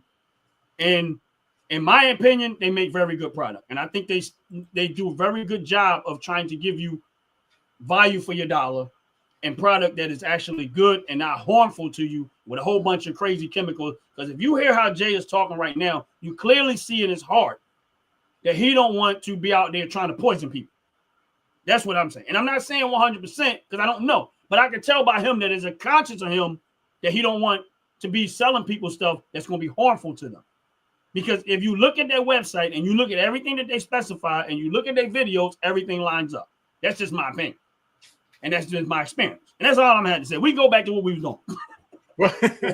Well, first and foremost, Brother Ron, we here at Top to Bottom, being that you mentioned it, I'm going to put it just like that. We at Top to Bottom, we appreciate you. We appreciate all you've done, okay, with your support in every facet way. Yes, this is not a paid commercial. This is not, We're not paying Ron to do it. We're not, I'm totally shocked that Ron gave that testimony and very appreciative. And he is right by the concept of the same way I care about it is the same way the wife cares about it. And we decided to care about it because our motto is caring for the whole self. So if we care for the whole self, hence the reason why the name of the company is Top to Bottom, is because it works from the top of the head all the way to the bottom of your feet. So just like Ron said, he bought those products. He's very happy with those products.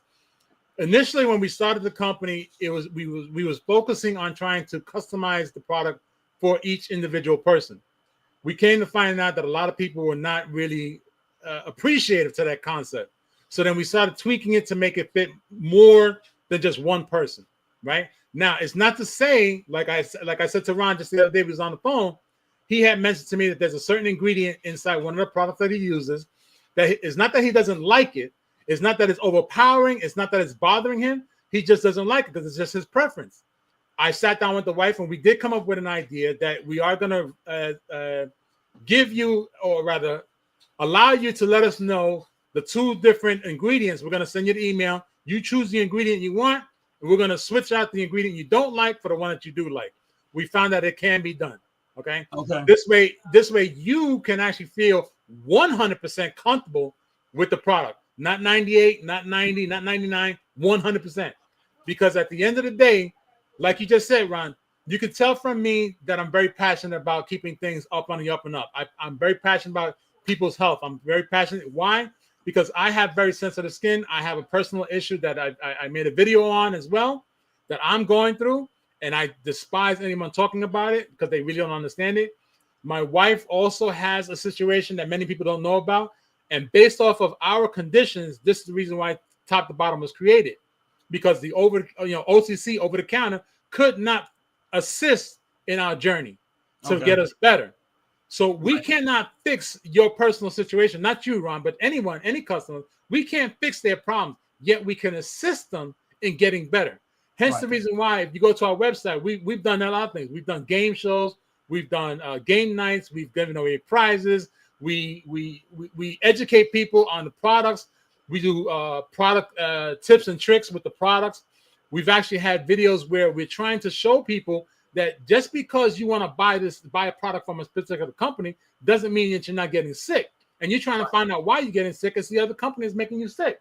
So we've done videos on that, and we come with facts, and right now as we're continuing to grow, this comes back to what we were talking about in the very beginning of the segment, which is finances and of course self-empowerment and of course businesses, right? So now we talk about a small business that is trying to grow, right? It took our own capital to actually make the company the way it is, right? And so far, right now, with the graciousness of the creator that we have, we all have a larger creator that we have to be thankful for being on this earth. It has allowed us to grow the way we're growing. It may be slow, yet it's just like how I say, if a snail comes out of its home, it gets across the street in 30 days, but it still gets there. It's become successful.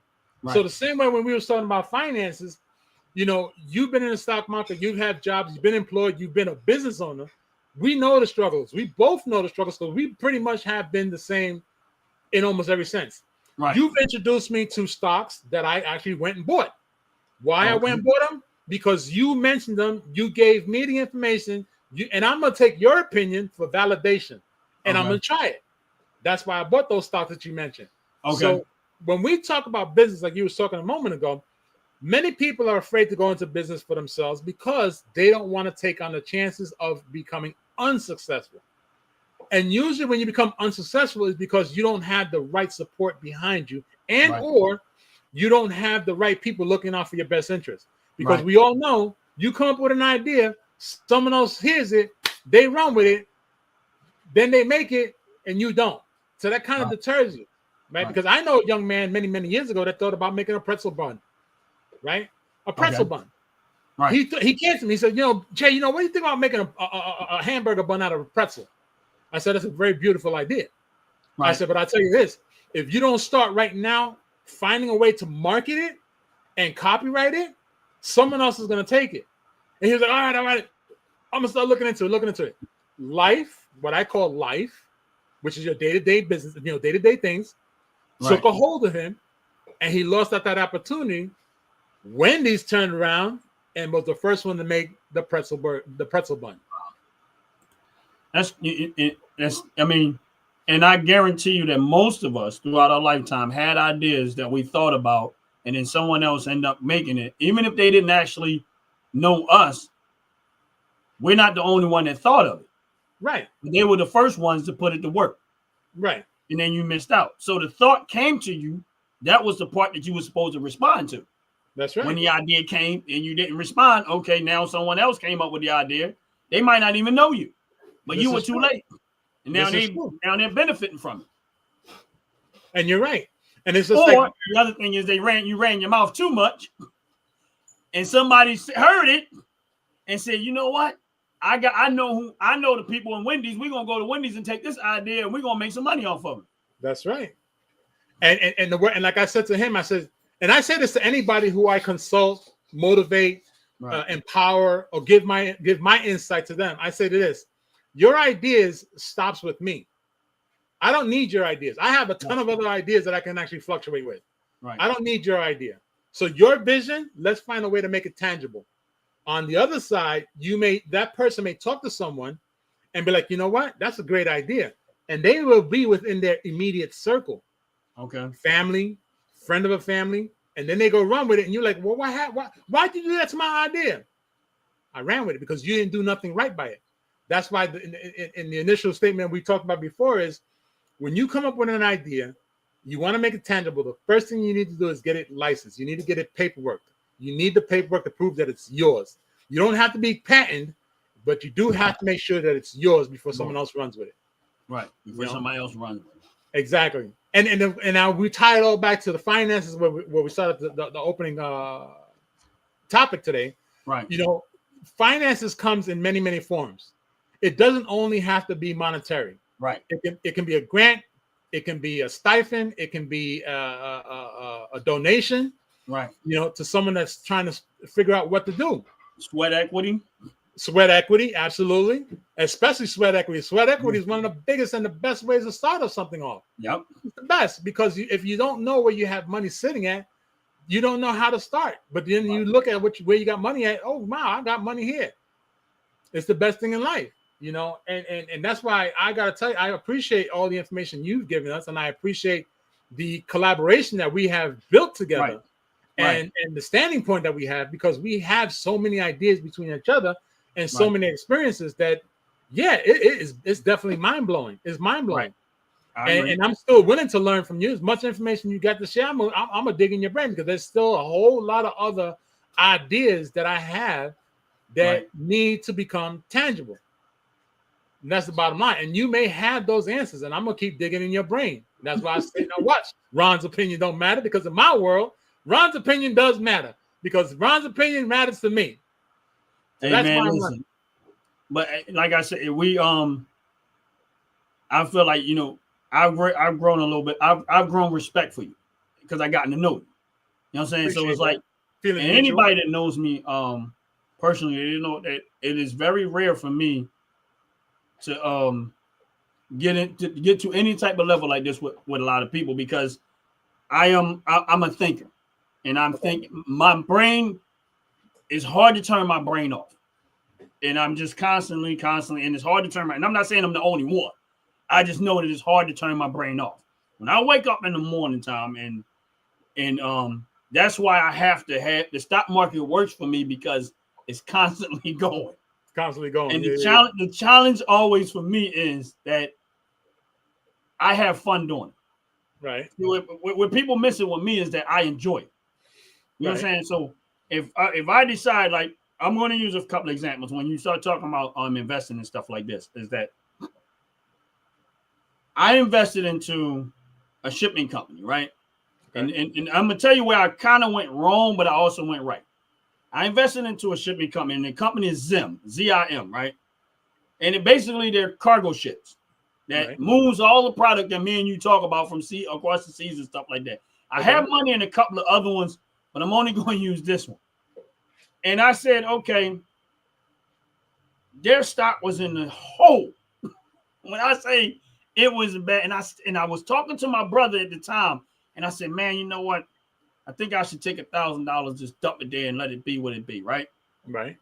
And it went up a little bit, and I'm like, all right, if it go back down to this number, I'm going to buy it. I didn't.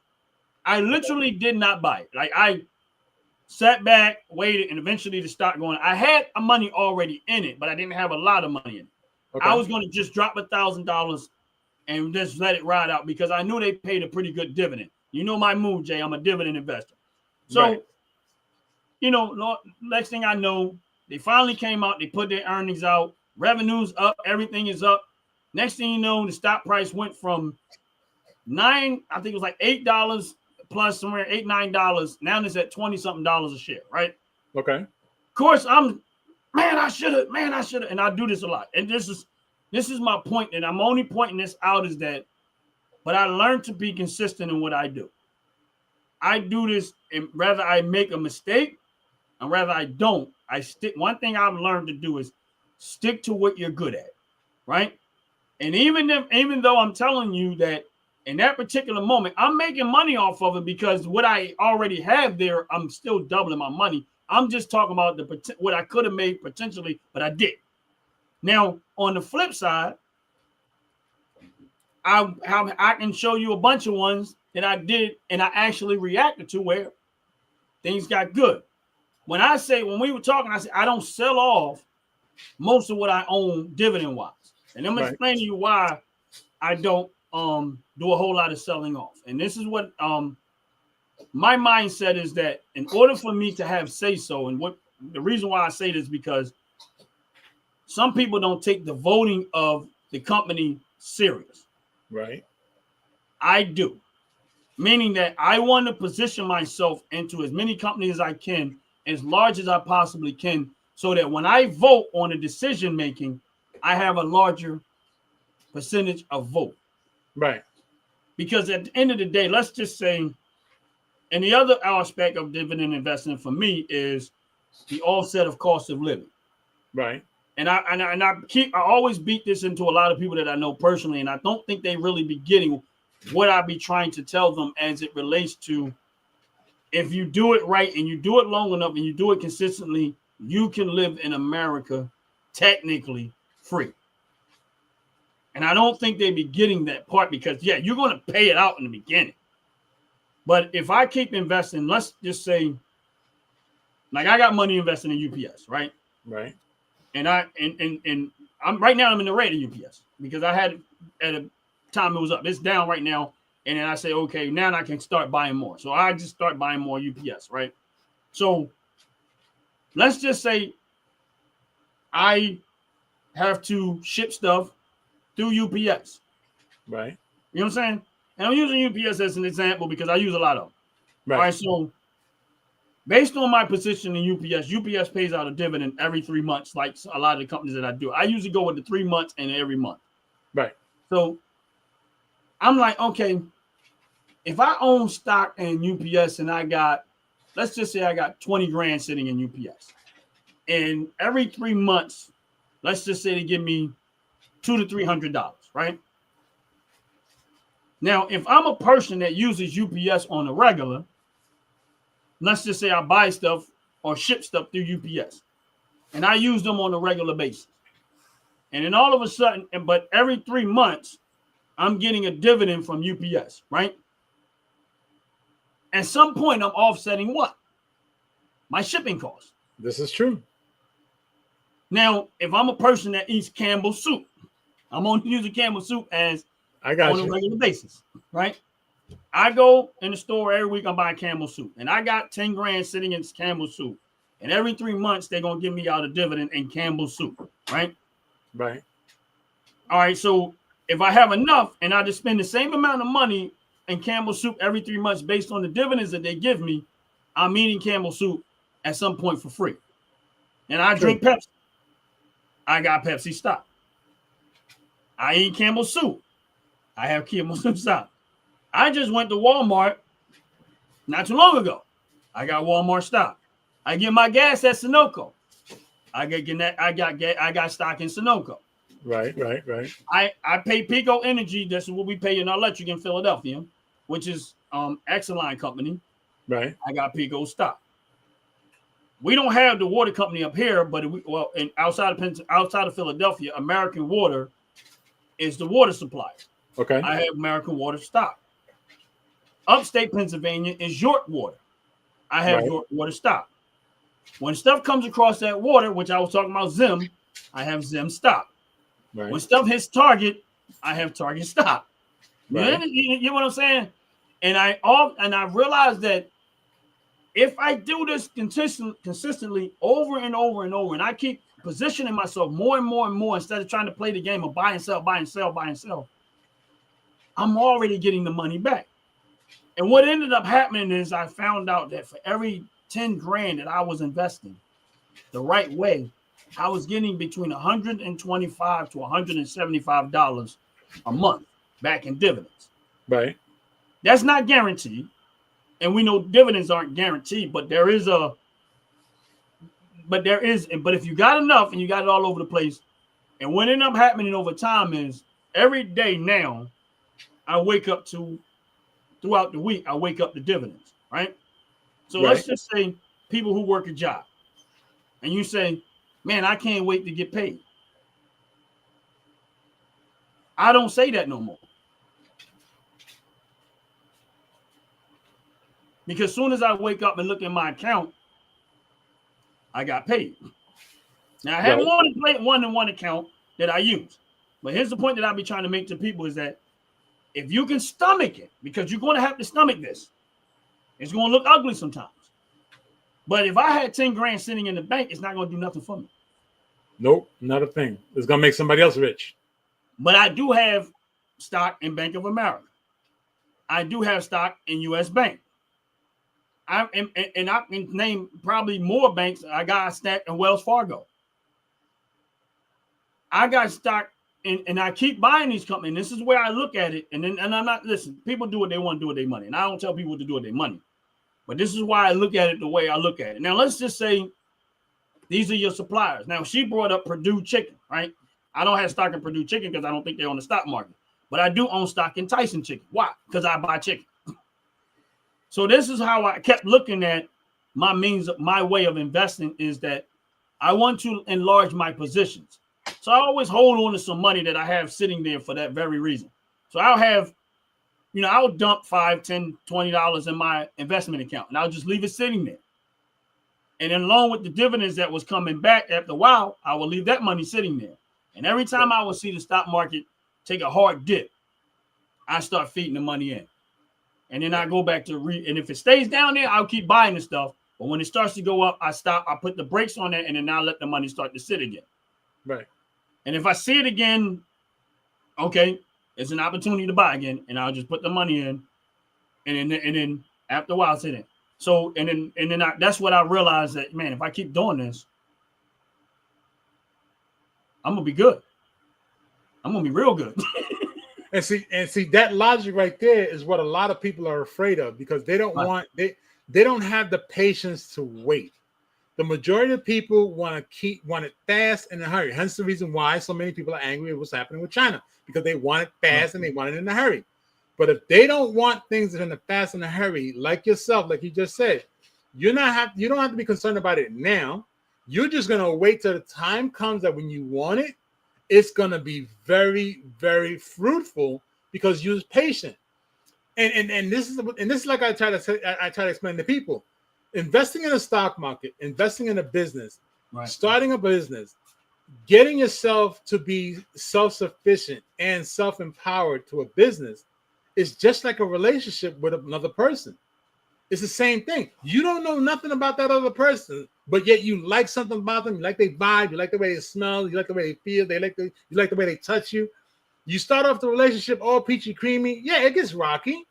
Things happen in a relationship between a person and another person.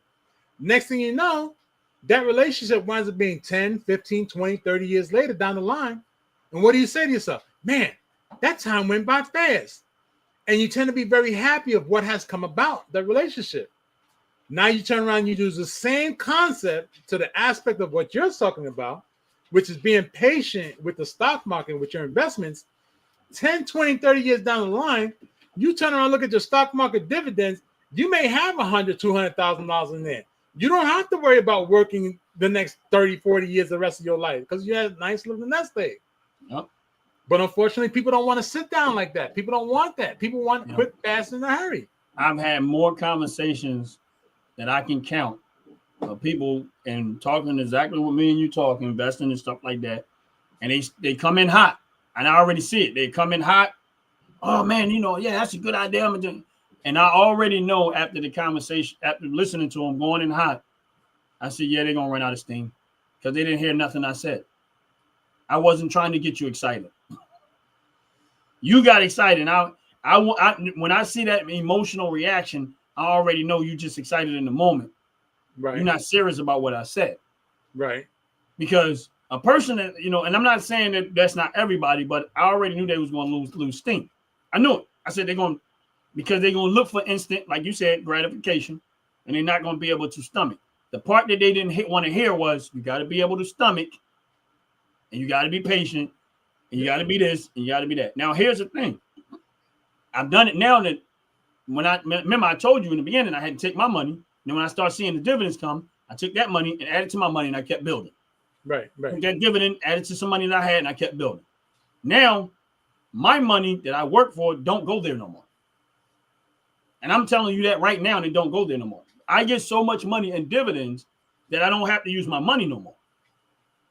It's feeding itself. It's actually feeding itself. Every day throughout the week, I wake up to dividends because I built it to that point where now I get dividends on a regular basis. It might be some days more and some days less, but it's always giving me something to work with. Now I'll let that money sit, and then after a while it'll be hundreds and hundreds of dollars. If I see another opportunity, I dump it. Every time I dump it, I know that the dividend return back is going to be slightly more, and it's going to be slightly more, and that's what ends up happening. And that's why I say y'all got to be able to stomach this stuff. That's why the stock market in certain companies, when they crash, I go find the story and I want to know why. And I'm like, oh, they can recover from that. And it's still a risk involved, but I'm willing to take the risk. Right. And for the vast majority of the time, it's worked. Well, I can tell you like this. One of those stocks that you introduced me to that provides dividends, I can honestly tell you, I was shocked to see a dividend come into my account so quickly. I really was. I'm going to be honest. I was shocked. I get an alert saying dividends are now in your account. I was like, what? I just bought that dang stock. How am I getting dividends already? I ain't even surpassed the initial threshold yet. But it was there. Okay. And I was shocked. And I said, well, damn. Ron is definitely on to something. I said, I reckon I need to follow what he follows. Because if this is like this and I get dividends this quickly, I'm going to have to keep running with this idea. Because if I can get a dividend, like you said, weekly versus yearly, oh, hell yeah, I'm going to take that weekly. Because like you said, it's a fact of the matter is that now whatever that stock is paying you dividend, that's the money coming back to you as you were using it before or in the future. Right. In layman's terms, watch this. Let me try it this way. Layman's terms is cash back. A lot of people get credit cards with cash back, awards, because they want those repercussions of using their money with that company. Right. So a dividend is aka a cash back or an award. Right. So the more we buy into it, the more consumers buy into it, we get a dividend, we get a portion. Right. Why not? That's the reason why America always tried to push a consumer's mentality. That's to benefit the investors. And Ron, a lot of people, I think what's happening is something I learned many years ago as well. Birds of a feather will flock together, right? Mm-hmm. Now, what that means is people who have the same mentality will always tend to be around each other. People who want to do things together will always be together. Hence the reason why smokers hang out with smokers, alcoholics hang out with alcoholics. Right. People who eat food all the time hang out with each other. Like myself, a former motorcycle rider, I only hung around people with motorcycles. You and I are into business. We're into finances. We're into making money and being self-sufficient. Hence the reason why we connected so well, because we had the same mindset. Right. And I believe what happens is a lot of people, the reason why I keep looking to my right or to my left here is because my fur babies are acting up and I don't want them to get too boisterous on me. Okay. And the reason why most people don't want to do that is because the circle that they're in does not think the same way. And that's where it becomes really, really bad for them, because they're trying to be successful or self-sufficient, yet the circle is keeping them back. Because let's understand something. I'm going to speak a fact here, and I'm going to get people angry. I'm gonna get people angry at this one. Watch this. Many years ago, when I used to hang out at the club, right? Uh-huh. One of the biggest things about hanging out at the club was you dress your best to pick up the person or a person that you're interested in. Right. Now, I'm not sure if you ever did this before or if you noticed it, but I'm sure you probably heard about it. If there's 3 girls hanging out together, there's always one girl that has to be the oddball, whether it's weight, whether it's the way she dresses, whether it's her makeup, something about her. But yet there's others that are hanging around her because they want the person, a male or a female, in this example, to come over to them and not look at the, as they say, the ugly duckling. Right. They're going to focus on them. Right. Right. So it's the same concept with business. If your inner circle sees you as the ugly duckling, you need to come out that circle and be amongst a bunch of other ugly ducklings that think the same way you do in order for you to be that flourishing duck all of a sudden now with the better feathers. Right. That's the bottom line. And unfortunately, a lot of people don't look at it that way. They just want to have the flashy stuff now. And like what we realized just recently is that to jump off topic just a little bit, with all the microplastics that are inside the clothing now, it's disgusting. Microplastics, because now the clothes are breaking down faster. Clothes are not lasting the way they should, which of course now comes back to what you're talking about, what I'm talking about, or what we're talking about, which is finances and business. Because as long as there's a consumer for that product, you and I are going to keep making money. We're going to keep making them dividends with them companies, right? Yeah. Because at the end of the day, what we got to remember is this. You said it once before, and I agree with you 100%. As long as we have consumers, we're going to be all right. Right. And I remember back in the day, many, many moons ago, when I was a kid growing up, we used to take bleach and pour the bleach on our jeans to create the hole, right? Now there's companies making the hole for you, and women, a lot of women, because it cracks me up, buy these jeans that have their skin protruding through the hole. And I'm like, couldn't you do that with a pair of jeans that you bought your dog? Like, come on now. Like you gotta spend $70. Scissors don't cut no more. No $70 because I want 10% of that. I want 10%.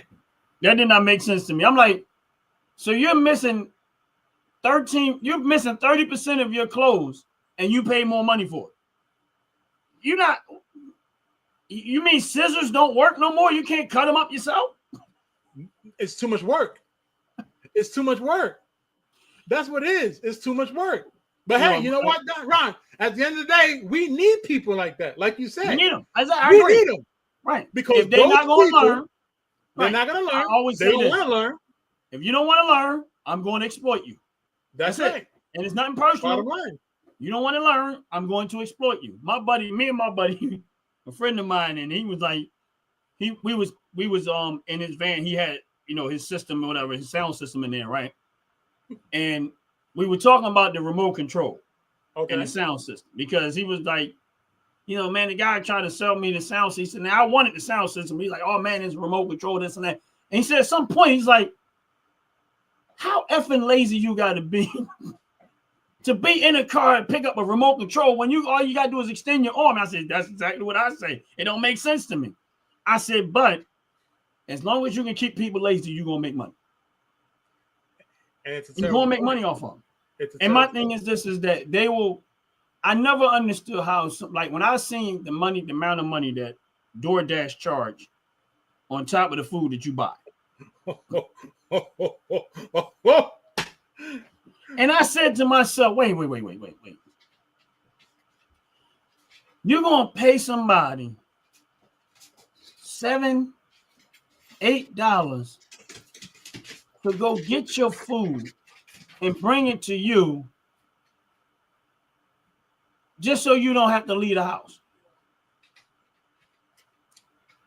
And you wondering why you got health issues. Number one, the food you bring it to you is probably not no good food. Number two, you ain't moving around enough and you don't realize how important that is. And then you want to complain about your finances, but you just gave Uber almost amount more than the money that you paid for the food. Right. And my thing is this, I said, so I'm not mad at Uber. I'm not mad at DoorDash and none of these other companies that exploit people's laziness. Right. Now, see that my thing is this, y'all want to live like y'all rich because rich people do this too. But there's a reason why rich people do it, because their time, their hourly pay as a rich person is so much that they cannot waste their time going to do that. They're not going to stop making $100,000 an hour to go get some food. Right.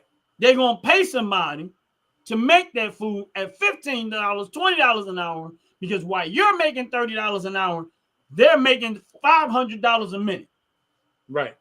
That's why they do it, because Right. it's not financially benefit to them, because they're making way more money because their time has more value to them than to go do that.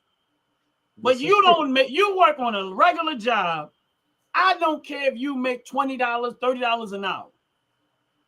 You're going to pay somebody half of your hourly pay. You worked. You're going to pay them half of your hourly pay to bring you some food because you're that lazy. You get everything you deserve. Well, I'm gonna piggyback off that topic, because as a former Uber driver, I appreciate every single person that sat in their house and became a fat individual on their couch in their bed. And with that being said, I despise every single one of them because they didn't want to tip well. Because here I am bringing your fat ass the food and you didn't want to tip me just because I didn't say thank you. I didn't bring it in fast enough. I didn't walk up the stairs. I didn't come to your door. I didn't want to ride the elevator.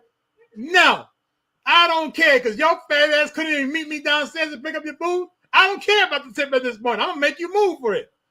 So you know what? I'm happy about it. I appreciate them both ways. Now, what I'm mad about, now here's the worst part. I, as a driver, had to pay the Uber platform to be on the platform.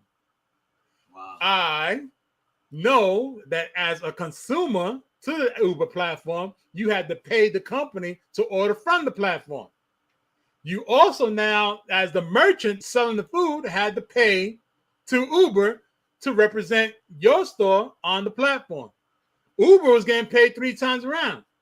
And these fat some of them gumps that want to sit on their couch and order donuts at McDonald's every freaking hour in the hour didn't want to give $1. But your fat ass wants to turn around and say, oh, you didn't bring it to my door. Well, hell, you could have came downstairs and walked down the block with it. You see the McDonald's right down the block? Right. Why don't your fat ass walk to the block? Right. What the hell? Now, here's the worst part. I'm going to give you something even worse. Now, we both worked at Home Depot, right? Right. We both know that inside Home Depot there was the break area, right, where you had your meal at, right? Everybody had a place to put their meal in the refrigerator. This way you didn't have to go far, right? Right. You know why A to Z has a full kitchen inside their actual facilities? A to Z doesn't want you to leave the building at all.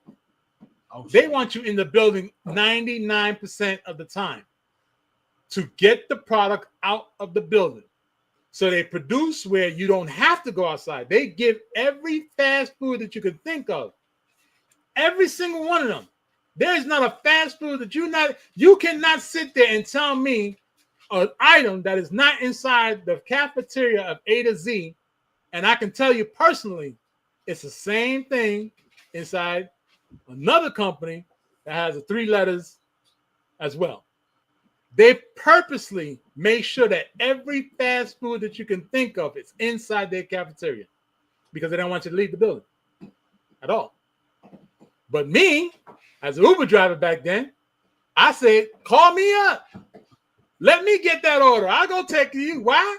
Because I know that you paying $27 for a $7 McDonald's meal, and I'm getting $3 out of that $27, and I'm happy because after I pick up your fat ass order, I'm gonna pick up somebody else's fat ass order. I'm gonna deliver them too, and I'm gonna get my gas paid. Why? Because I bought into Uber stock. You saw it. Oh no! Finally, at the end, you know what? Donald got this thing about having his timer on his damn phone that when you almost over, Ron, from your live, that's when he wants to jump in and make some mess. Donald always finds a way to come in like a rat when the lights go out. God, what is with Donald? Always coming in the last minute try to start some mess. You know what? But I like him. Still ain't subscribed to my channel. Still ain't give me the invite. Still ain't even seen what Donald looked like. But Donald can always come in and he in Vegas. He said, "Greetings from Las Vegas." He said he was going to Vegas, whether he, she, whatever it is, them, they, it, whatever you want to call yourself, because I don't know what you is. So I'm going to just say other. Turned around and said they were going over to a rock concert in Vegas. Oh, yeah, he did remember. I remember him saying, "That's what's up, man. Enjoy yourself, bro." Or whoever you are. Look here now. No. Look here now. There's free internet at the hotel. You ain't gambling 24/7. Why you ain't send me an invite? I'm just saying. We want some. The people on stage that you went to go hear sing ain't singing 24/7. Yeah. I don't believe. You know, if you win some of that gambling money, we want some. Yeah, I'm right here. Yeah, you right there. Yeah, you right there. Him, you her, want some gambling she, money, we want some. They, them, other, something. What is it? Foreign, alien, unidentified flying person, I guess. Well, it don't matter to me now. I appreciate it. Yeah. But it really sucks in how, people will complain about getting something that they just didn't want to go get. Hence the reason why I don't like people that get handouts. Yeah, I don't like it. No. I believe if you got a handout, you know what? It's time for you to start ponying up. Right. If your handout was over 5 years, it's time for you to pony up. Yep. Time to pay the piper.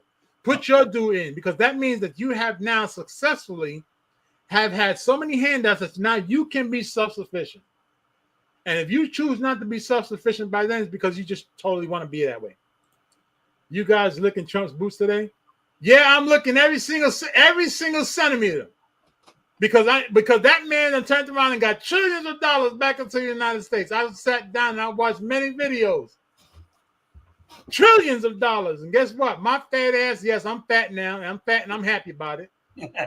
My fat ass is sitting down and watching all you fools spend money and giving me some of it. So as long as I get some of it, I don't care. I'll be happy with a penny a day. Yeah, 500,000 people. It's like for me, it's like I my motto has always been is that invest money where you spend money. Start there. Right. You know what I'm saying? And and I'm I'm a big gun person. I love guns, but I also invest in guns. Smith & Wesson pays dividends, Ruger pays dividends, and then I think I got some money in Olin, which is they make ammunition and stuff like that. It's OLIN, something like that. They make ammunition and stuff like that. But I also, I got money there too. So and my thing is this. That's why I say I'm a dividend investor, because that's more important to me than to keep my finances in order. And like I said, for me, I enjoy it. When I say I really enjoy it, I really do enjoy it. Donald, no, we really wasn't even talking. We never once even mentioned Trump's name today. We've been in something else, but I guess at some point we'll probably go back and watch it. But I won't. Not that one. No, I don't. It is all good. I know sometimes he think that that's what we do every 20, like I do every 24 hours. But honestly speaking, I don't. Like when people think that I spend all day of my time watching politics, and I got a life. They not paying my bills, and they're not doing. Listen, I like what he's doing, but at the end of the day, I don't put that much time. I got a job, I got work, I got life. Listen, that's why I don't take none of this stuff personal. That's right. It is what it is. You know what I mean? But when as it relates back to the dividends, and I know we're not going to be too long. It's been for me. I like the fact that it pays out. That the dividends pays out, and I always tell people to go back to whatever you spend your money at. You know what I mean? Go back to where you spend your money at. And then And that's the easiest part, though. Ron, that's the easiest part. And I apologize for cutting you off. That is the easiest part. Because if you just look into the stock market of what you utilize, what you consume, what you a consumer from, like you mentioned before, UPS. Okay. We as a company, we know we got to use UPS. Hell, I bought into UPS quite some time ago. I bought into A to Z quite some time ago. Because why? Okay. Because I knew there was something very beneficial there. So buying into it and knowing that eventually I'm going to get a payout from it, yeah, I'm going to do it. So I did it with A to Z. I did it with UPS. I did it with X. And I also did it with Wally World or Oompa Loompa Land. Okay. Because why? I'll go there. Okay. If I'm gonna go there, I'll spend, like you said before. You mentioned Pepsi Cola, right? Right. Some time ago, earlier today in the segment. I did the same thing with Coca-Cola. I did the same thing with Goya. When I had my store, who did my storefront? Coca-Cola. On the inside, who did both? Who did my restaurant side? Goya. Coca-Cola did my restaurant, my grocery side. Right. Why I did that? Because both of them gave me something that would pay for everything else that I'm doing. Right. So it worked the same exact way as you talking about the dividends. And that was how I didn't start out that way when I first really went down this journey. But after a few months, I went that way because I seen a light, and a light went off in my head. It was like, man, this would be so much better than me trying to chase a hot stock. You know what I'm saying? Right. And I said, I'm not doing that no more. I said, because that's going to set me up, and I'm going to be out of the game faster than I got in it. Okay. So what I did was I went into the direction of I'm going to go dividend way. And then I said, and I went, watched a few videos, did some research, listened to some people that actually do it the way that I'm doing it. That gave me some insight. But for me personally, it was when I realized a lot of the resources that we use. Hold on. A lot of the resources that we use, I realized at that point that I can buy into. You get what I'm saying? Oh, so definitely. It's like I don't, even some that I don't go spend my money. Now I buy stock in places where I know I don't really spend money at. I'm not a McDonald's. I don't eat at McDonald's, but I own McDonald's stock, but I don't eat at McDonald's. I own Apple stock. Right. I don't eat at McDonald's. I own stock in Apple, but I don't buy Apple product. I have nothing in my house that I own that's made by Apple, but I do own their stock. I just think you're gonna make a lot of money soon. Yeah, I just think that their stock soon. I think their product is overpriced. That's why I don't buy it. You still gonna make a whole lot of money soon, right? So, and so that was the reason why I kept going in the direction that I was going. It was like, and I said I want to purchase an income. You know what I'm saying? Now there was some things that happened with Robinhood that I didn't see coming, which changed it a lot for me. And I don't know if these other platforms that I use is going to reach to that level. But when Robinhood eventually got to the point where they was allow you to borrow against your assets, that was another door open for me because I said, okay, now if something was to happen, I don't really have to sell my positions. Right. I can borrow against them. Right. Because that opened up a whole nother level. I don't want to sell my positions by no means. But if something major happens, and I have to borrow against it, I'd rather borrow against it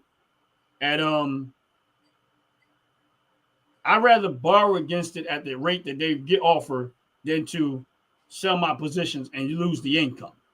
Because the rate that they would charge me was by far better than to lose, let's say, $600-700 a month. And I'm just using that as a talking point, as opposed to me maybe paying $200 a month, and then the interest rate's only like 4.75%. I don't want to lose that money that's coming in just for me to go handle it. Now I lose the income. Go ahead, Ron. I apologize for interrupting you, but right now we got a challenge, and I would really like for you to take on this challenge. We know we're not going to see a face But no. They could only come in if they're gonna have a face. It has to be alive. It cannot be somebody else's face. It cannot be them just talking in the background with a silhouette or a picture of a monkey sitting on a stoop. No, it's got to be actually done the same way we showing our face. I want to see the long hair, green eyes, orange colored beard with the long fingernails. It's in the chat. I put the link in the chat.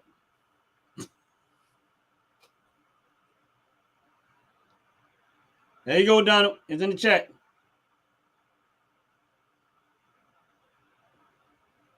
It's real simple. Just copy, paste, and put it in the URL. The same place where you put that www dot, copy it, put it in there, and hit the enter button. And you're going to pop in just the way we are right now. You talk a whole lot. Now it's time to pay the piper. Put up or shut up. That's it. We've heard you long enough. Even down to that little silly comment before you said y'all repeating yourselves. Y'all ain't making no money. It's kind of funny how Ron and I are both business people. We have businesses. So if we have businesses, that means we're making money because you don't make a business without having no money. Right. And right now you're in Vegas paying someone else to listen to their music. So guess what? You might be someplace that Ron has stocks invested in. And guess who you paying money to? I'm just saying. If you bought some gas, I know the ticket from. The company you bought the ticket from. Ron's got stock in that company. Who you paying? Probably. You turned around and got on a plane and paid to get a plane ticket. Ron got stock in that plane that you paid the ticket for. So who'd you get money to? Well, especially if it was made by Boeing. Hell, isn't it like 98%, 90% of the planes being built is by Boeing? Hence the reason why Trump. I think so. Hence the reason why Trump was so happy to take the plane from the United Emirates because they couldn't keep up with his demand of making a new plane. Right. But yeah, if it's Boeing, I got stock in Boeing. But I'm just saying. Listen, I go in, and I'm always buy. That's my position of I invest. And as Ron says, I appreciate the fact that Donald's in here talking they mess, and I say they because I don't know if it's them, they, it, other, foreign. I really don't know. I don't know. So whatever they classify themselves are, okay, even are because are we don't know what the are. Right? So as right now we're still waiting for 3 clicks because all it takes is copy, paste, and enter. And they would appear.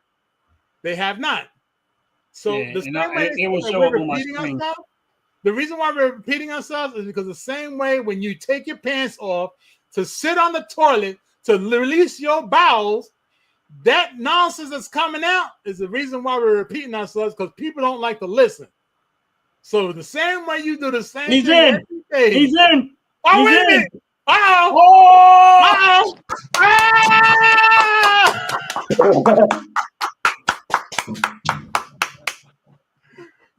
All right. So, round of applause. Now we know you real. We appreciate it. Now we know you real. I salute you. That's beautiful Las Vegas behind me. Yeah, right there is where the music starts. You should have seen. Should have seen it yesterday. Is it raining a lot out there? Mind you, I've been here for 3 days, so I'm a little hungover. But okay. What's up? I like that hairstyle. It reminds me of myself back in the day when I was a young buck. I told you I had better hair than you. Oh man, and you know what? It's good to see you. It's good to see that you're a real person. Yeah, I'm a boy too. Yeah. I identify as a boy. But you know what? You know what's funny about that? I identify as a man. I have a wife. But anybody that doesn't identify as that, it doesn't mean shit to your life. Right. You guys are just crybaby bitches. That's right. That's right. That's right. Donna, I'm gonna tell you like this. If you didn't hear this before, I'm gonna tell you. I appreciate every single time you came in and started mess. Yes, we do. I'm telling you, I appreciate it. I got more enjoyment out of seeing all them comments and watch everybody go into a flip storm. Do you see my name? I do. Listen. We feel like Ron Daddy. We feel like we just, you know how you have groupies? We feel like groupies right now. We're like, oh my God, it's really a person. Yeah. I'm gonna be a leap lizard right now. We used to come back in the motorcycle world, leap lizard to jump on everybody's bike. I'm gonna be Donald's leap lizard right now. I'm gonna jump in every time he does. I'm gonna jump on the back and be like, yay! Well, yeah, we appreciate you coming in, bro. Much love. We appreciate you. I literally woke up like 10 minutes ago, but yeah, man, it was late night. As long as you're having fun, that's all that matters, man. I won $107 and then came upstairs and passed out till just now. So, but we got another concert today. We're going to the pool. We got to go to breakfast. But we've been here for 3 days. So the first day of the festival was yesterday, and we got 2 more days of that. So now, are you having a good time? That's the most important part. The cool part was one of the cooler parts was my wife was hanging out with Evil E's. Evil E, he's the Ice-T's DJ. That was kind of funny. Okay. But the event I'm at, it's called Punk Rock Bowling, and it's a riot. We do it every year for Memorial Day. So that's what's up. That's what's up, man. Hopefully you guys are being out there and enjoy yourself, being safe. Look here. Yeah. You do whatever you got to do to enjoy yourself. You look like you had a whole lot of fun last night, bro. Yeah, I've had better moments for sure. Look here, the one thing I do remember about, I know it's just all pushback. All the pushback that you want all day, all night. No, listen. If we can't have a conversation as men or as people, human beings, at the end of the day, and not take things personal, what's the point? This is true. And what's the point? Because it's like I said, I don't take anything personal. Laugh, everything is beautiful. You should have seen the mosh pit yesterday. Make sure you take some pictures and share it. But yeah, the mosh pit yesterday was out of control. There's a big fuck Trump. You guys would have loved it. There's a big fuck Trump flag in the middle of the mosh pit, and everybody was beating the shit out of each other. And I was like, it was legit. But I mean, it's a punk rock festival, so it's anti-conformist, anti-fucking fascist, anti-corporate. You know, it's pretty organic here. But that's my style. That's what's up. That's a beautiful style because there's nothing that's gonna come to you guys that's gonna harm you. That's the way it is. Yeah, I think the biggest thing is just like human rights. This whole scene is like sorry, I'm putting shoes on. Is like human rights and I don't know, just kind of leave each other the fuck alone. But I mean, punk rock's been around forever. That's nothing new there. Yeah, that's true. Yeah, that's true. Because I remember they tried to get me into that. I couldn't get into it. Yeah. I couldn't. It's totally like anti-racist and open to everybody, and like, I mean, it's just pro human rights, really. But I will say it's mostly white people. Well, let's put it like this: just because their skin complexion is white, don't mean they white. I'm gonna put it like that. Right. I mean, they're weirdos. I look pretty normal. It's a lot of blue and pink mohawks and shit. A lot of weirdos. So I look normal. People think I'm a cop, pretty much. And they look at me, they're like, "Yeah, I would say the same thing." Yeah.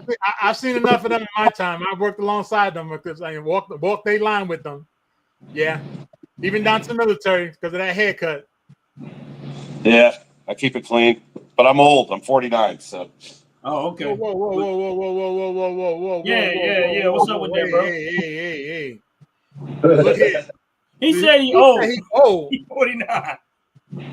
Let me be 49 again. Watch me run around the streets like I had no damn better sense. Now, don't get me wrong, I ain't that far away from it, but I'm 52. Am I the only one that's old in here that I can really say I'm old? I'm older than you. I'm 57. I mean, everybody at this festival is fucking old. That's for sure. Well, somewhere fun. Hell yeah, they old. Listen to punk rock music shit. I remember I used to try to hang out with y'all back in the day, and it was hard. There isn't too many young punk rockers. Put it that way. I couldn't Hey, keep babe, up. let me in there real quick. I never could get into it. It was I could never get into it. Go NC I think more or State. less deep. North Carolina. That's right. No, I'm a Nuggets That's fan. I'm from Colorado. I like Colorado Buffs. Prime, Coach Prime, baby. Oh, All yeah, right, all right. my dad was from North Carolina. You know, I just like. I'm a sneakerhead, so I like Jordan. Oh, okay. Donald, look here. I've met a lot of people in my life, right?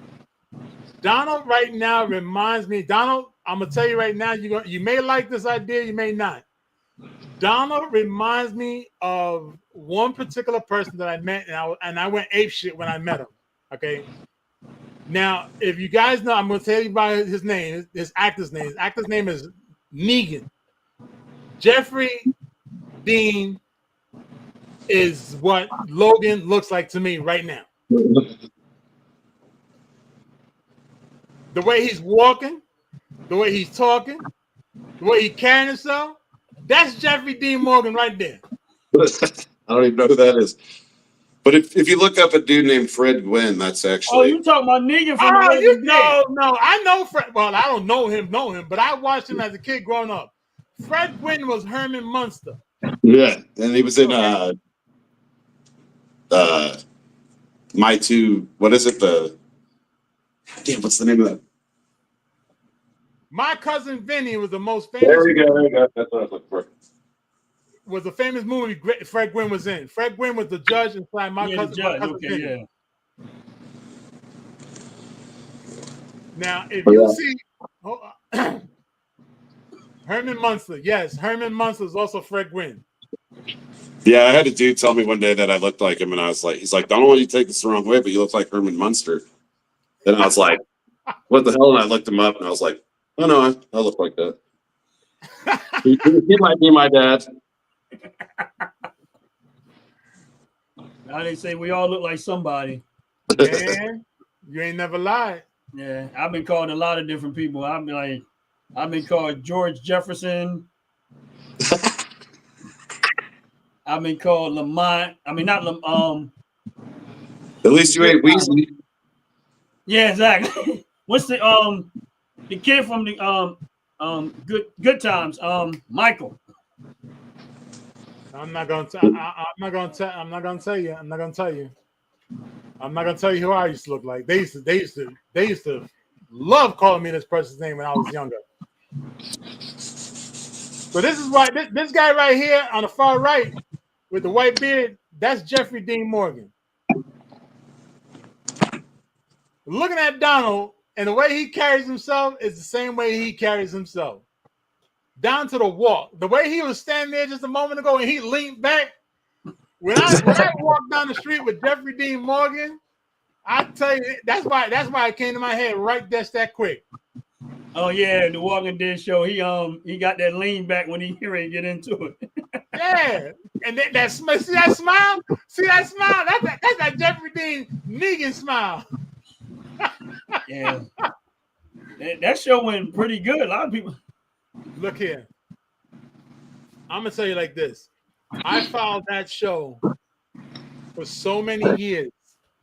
And I mean I followed it for many, many, many years. Wow.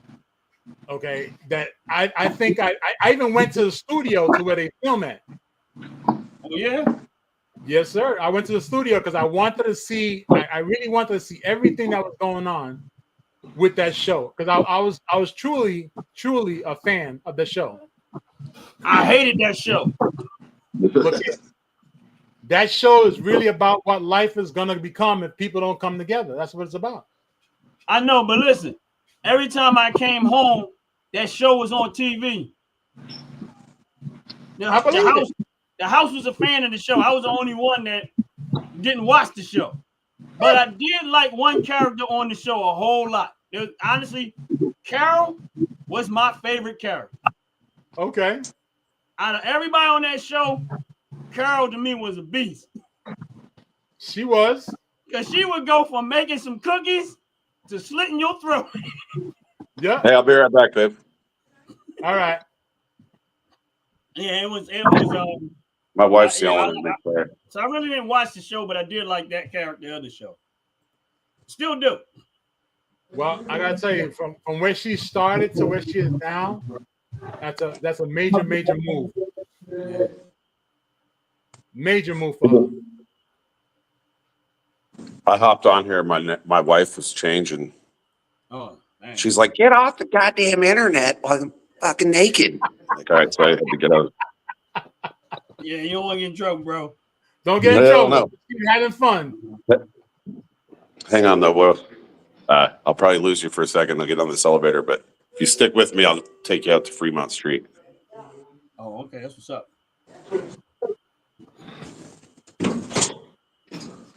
There we go. All right, we're in Jay. the elevator. I might lose you here for a second. We really have to. Now we really got to go to Donald's restaurant. Yeah. Donald definitely gonna get a whole lot of likes from me now. with all his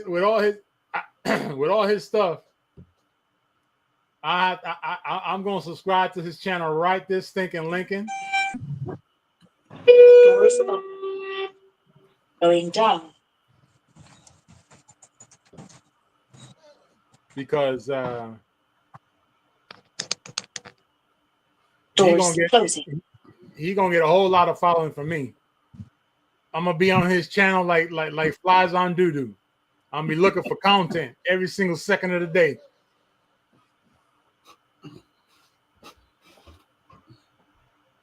Yeah, he said we might lose him in the elevator. So, Yeah. Once he get out into the street, he'll probably come back in. But it's all good. If not, he can just always re-click the link and jump right back in. Yeah, I think once he gets back to internet, I appreciate him coming in. I honestly didn't think he would, but I appreciate it. I didn't think he would either. Man, that's what's up. Yeah. After all the call outs and all the this and that and thirds, that's a fellow who decided, you know what, I'm tired of them talking crap about me. I'm gonna show him who I am. Nah, but I'm glad he showed it. I'm glad he did. He might come back in, so he might. If he does, he does. If he don't, it's all good. We'll wait for the next time that he wants to jump on there because he's more than welcome to jump in any time now. And again, it was nothing bad. It was, it's just so he can get. Yeah, he's back. All right, so now we're in the lobby of the Golden Nugget.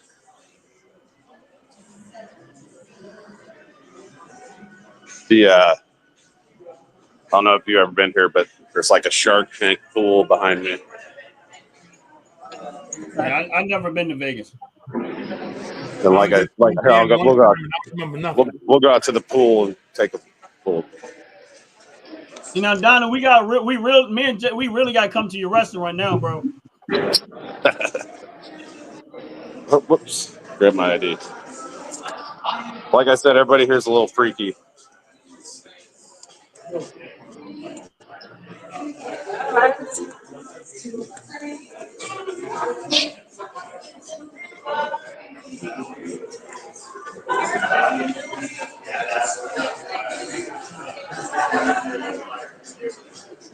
Everybody here's like got blue mohawks. They're all old though. It's funny. Tattoos all over the place. Like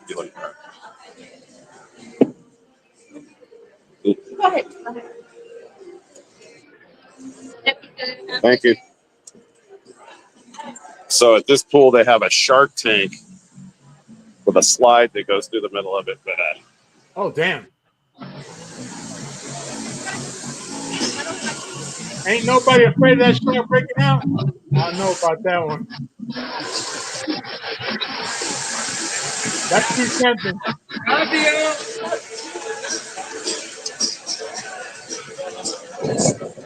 Nice out there. It looks real nice out there. I've never been to Vegas. I wouldn't a couple concerts at the pools today, and then in the daytime, at 3:00 is the festival, and then all night they have shows. like Okay, club shows okay. all over town till like 4 in the morning. That's what's up. But like everybody's pretty cool. This here's the Shark Tank behind me. Oh wow. There's some That's time to nice. go to the middle of the Shark Tank.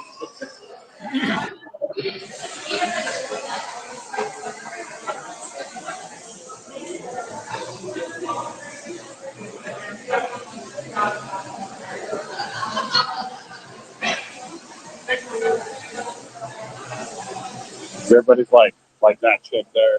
Like it's a very liberal, free thinking crowd. I'll put it that way. Oh, okay. But they were flying their fuck Trump flag in the middle of the mosh pit and beating the fuck out of each other yesterday, which was pretty sweet. Boy, you must be getting a kick out of that.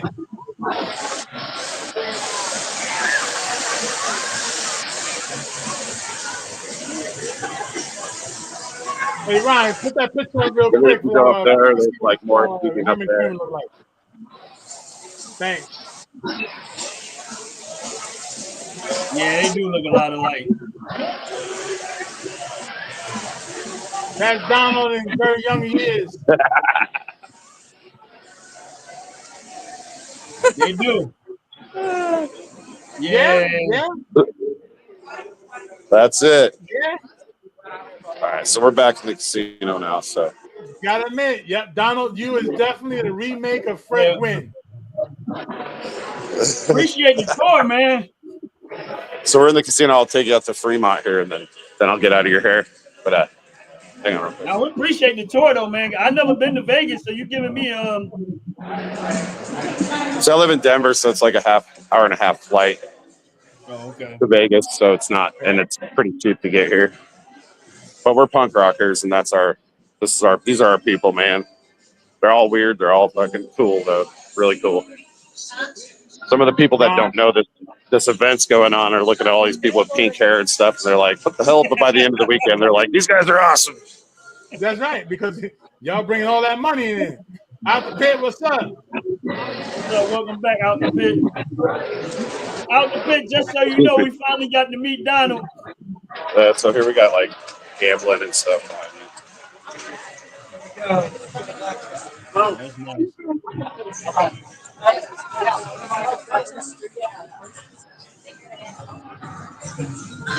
So where we're staying is downtown. It's called Fremont Street.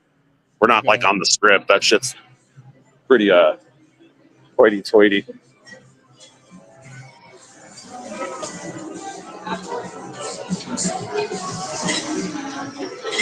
But Fremont Street's like where the normal people hang out. It's not the ritzy part. It's like Okay. you get every kind of human being out here.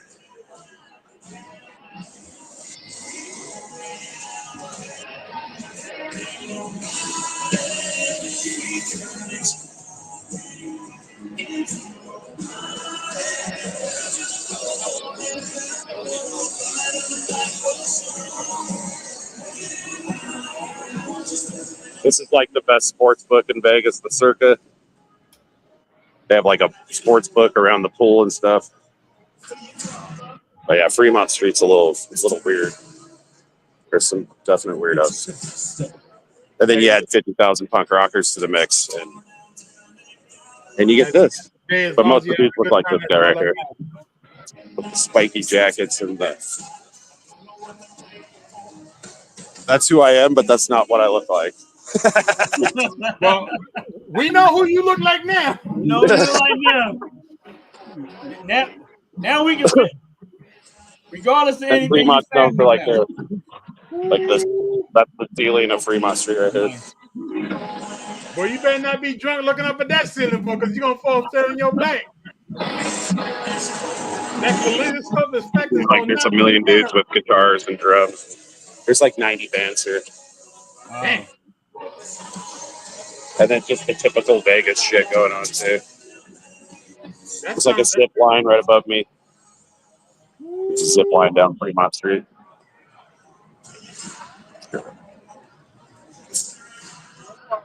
Man.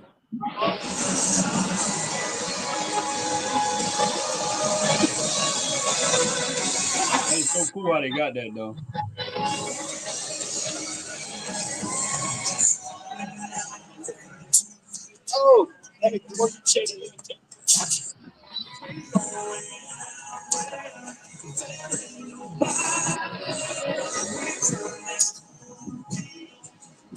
Yeah, like this chick here. This like most of the chicks look like. They're cute. They're just weird.